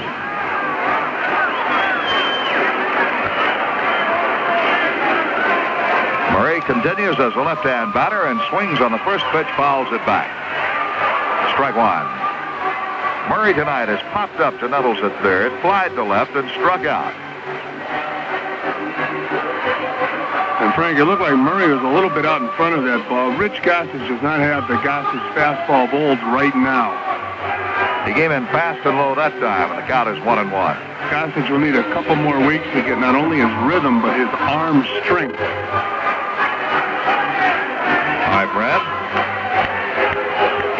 He winds the 1-1 pitch. Another fastball hit on the ground at second base. Randolph gobbles it up. The throw to first base retires Murray. Tiant pitched well tonight. Made the one mistake to Lowenstein, who hit the ball out for his 11th home run of the year in the second inning, and that is the only run in this ball game. Baltimore leads 1-0. And Lowenstein steps in. Left-hand hitter. After the homer, he grounded out to first base and flied to center on a fine catch by Bobby Brown. Pitch comes in low for a ball.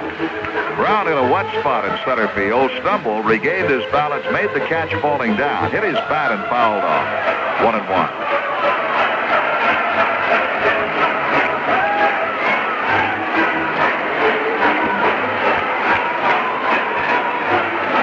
Gossage ready again. 1-1 pitch. Hit on the ground to first base. Spencer has this one. It goes to the bag unassisted. 2 outs. And now Doug DeCinces. DeCinces has walked, popped to second, and popped to third. 0 for 2 in the ball game. Pat Kelly moves on deck. The Orioles lead 1-0 here in the 9th inning. In the bottom half of the 9th inning, the Yankees will have Piniella, Nettles, and Roy White coming on. First pitch is down low, ball 1.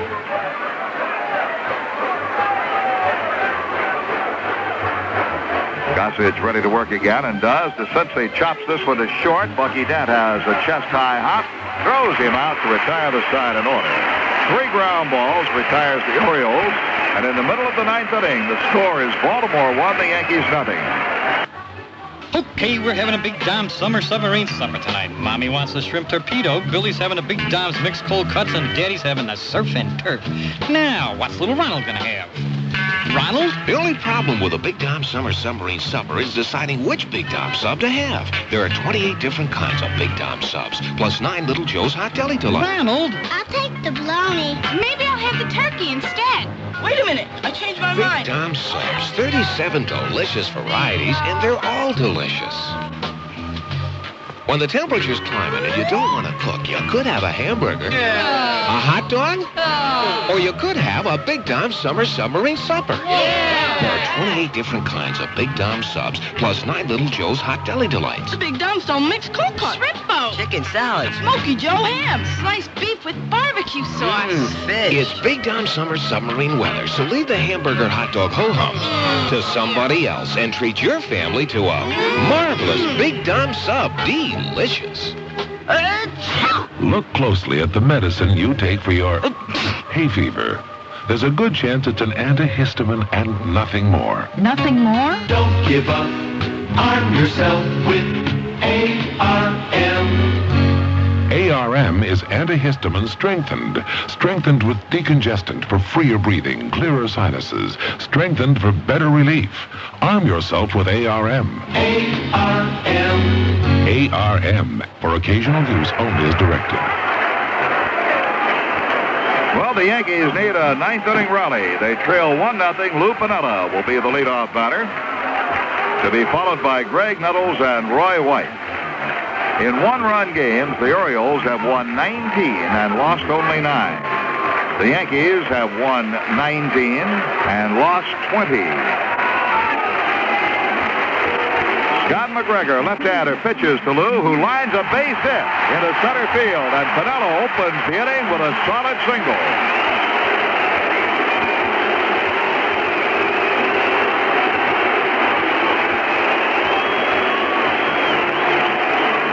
That'll bring up Greg Nettles, and first of all, Earl Weaver is going out to the mound.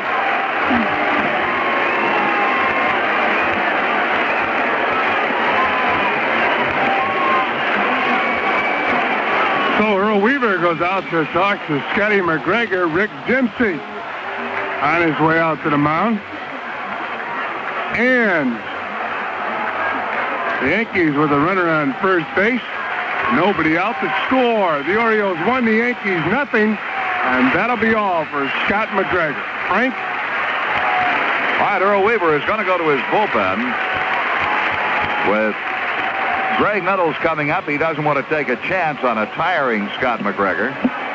It has been, even though we had rain earlier, Fran, a very warm night, 80 degrees at game time, but the heat is not the biggest story in New York these days. It's the combination of the heat and the humidity. I believe I heard on Wynn's radio driving in this evening, or early this afternoon, really, when I came to the ballpark, that we were in the midst of one of the worst weather spells for heat and humidity the city of New York had undergone in some 36 years.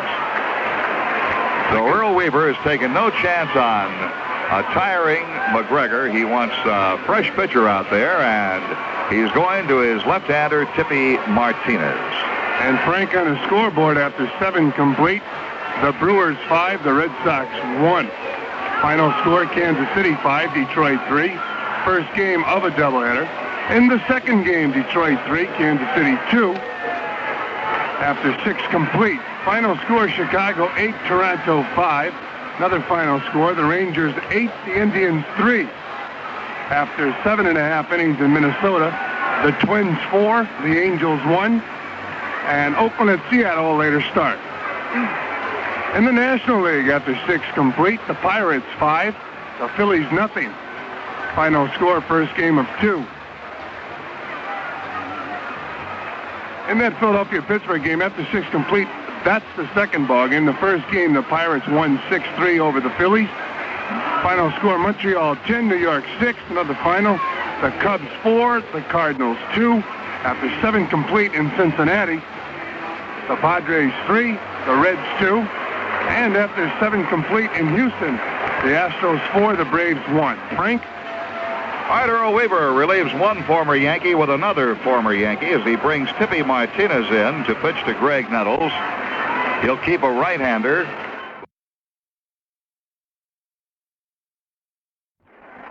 He has a personal earned run average of 2.72, not always the indication of the true value of a relief pitcher.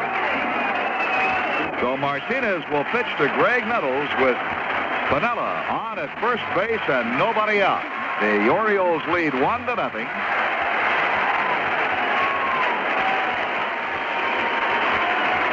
Roy White is on deck.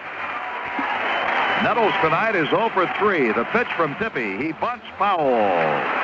Strike 1.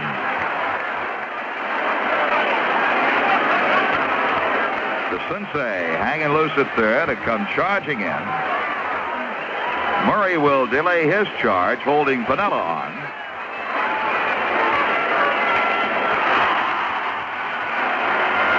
Tippy Martinez looks down to Rick Dempsey for the sign.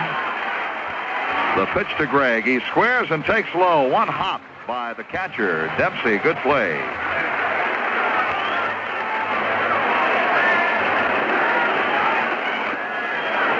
One ball, one strike to Nettles. The Orioles lead 1-0. They shade Nettles well around to the right side at short and second and in the outfield. Gap down the left field line for Greg. The 1-1 pitch. He's going to swing away. Pinella goes. He misses. The throw to second. Easy out. Pinella is thrown out easily. Dempsey to Belanger, and the tying run goes back to the dugout. There's one away.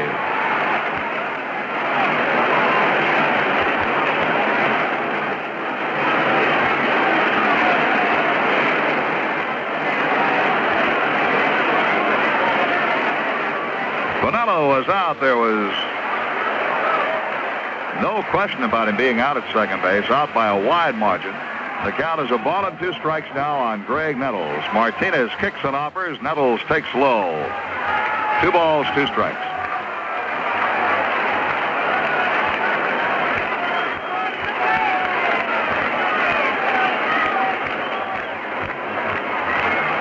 And the 2-2 pitch to Greg. Low again. Ball 3, 3-2. The Orioles lead 1-0. We're in the bottom half of the 9th. 1 out, nobody on.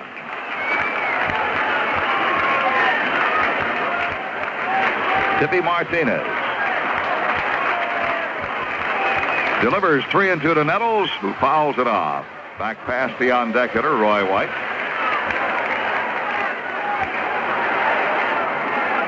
The Orioles scored in the second on a home run by John Lowenstein, and that has been the only scoring in this game.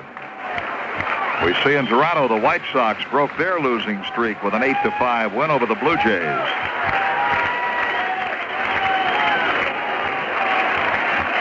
Three and 2 pitch to Greg Nettles. Here it comes. Strike 3 is called. Nettles is called out on a fastball over the inside corner. 2 down.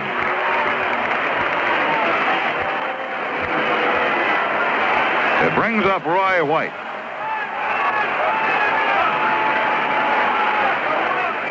Roy is 1 for 3. Single to left field his last time up. Prior to that, he had grounded out to short and popped up to Murray at first. Roy continues to bat right-handed against the southpaw Martinez. The pitch hit in the air to right field. Singleton coming on under it. This should be the ball game, and is. The Yankees are retired in the 9th. No runs, 1 hit. There were no errors, nobody left. And the Baltimore Orioles have won the first of this 4-game series by a final score of 1-0. For the first time in their long history, the Yankees are offering through mail order a line of official New York Yankee merchandise. From apparel, jewelry, and gift items to the official equipment used by the Yankees, the line is compiled in the official catalog, which also contains a full-color photo of the world champion Yankees, suitable for framing. To get your catalog, mail a check or money order for $2, refundable with your first order of $15 or more, too. New York Yankees merchandise, Post Office Box 4000, Yankee Stadium, Bronx, New York, 10451. Show your winning spirit with a spectacular lineup of gifts from the official Yankees merchandise catalog. Well, the final score, the Orioles won, the Yankees nothing. And the Orioles got their run in the 2nd inning, a solo home run by John Lowenstein. And that's all the Oriole pitching needed. The Orioles tonight, Scotty McGregor picked up his 7th victory of the season. He's now 7-3, and a save for Tippy Martinez. And Louis Tiant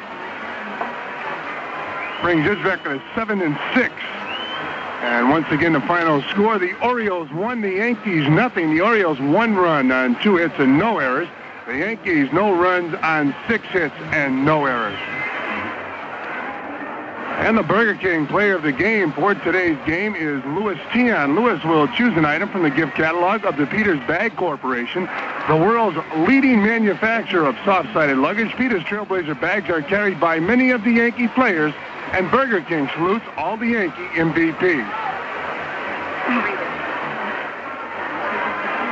The following companies have provided promotional consideration for today's game. Rusty's Restaurant, 73rd and 3rd Avenue in Manhattan, the home of barbecued baby back ribs, the best rack of ribs in New York. Your host, Rusty Staub, invites you to come in and enjoy a most continental menu at lunch, dinner, and Rusty's is open for supper after all night games. Rusty's, serving the finest food in the most cordial atmosphere, open 7 days a week till 2 a.m. And Sharp's wafer-thin credit card, a size calculator with audible sensor touch entry panel. Its memory retains numbers even when power's off. Exclusively Sharp. And Jovan, because life is a contact sport, Jovan has created sports scent for men. The first fragrance as active and alive as men who wear it.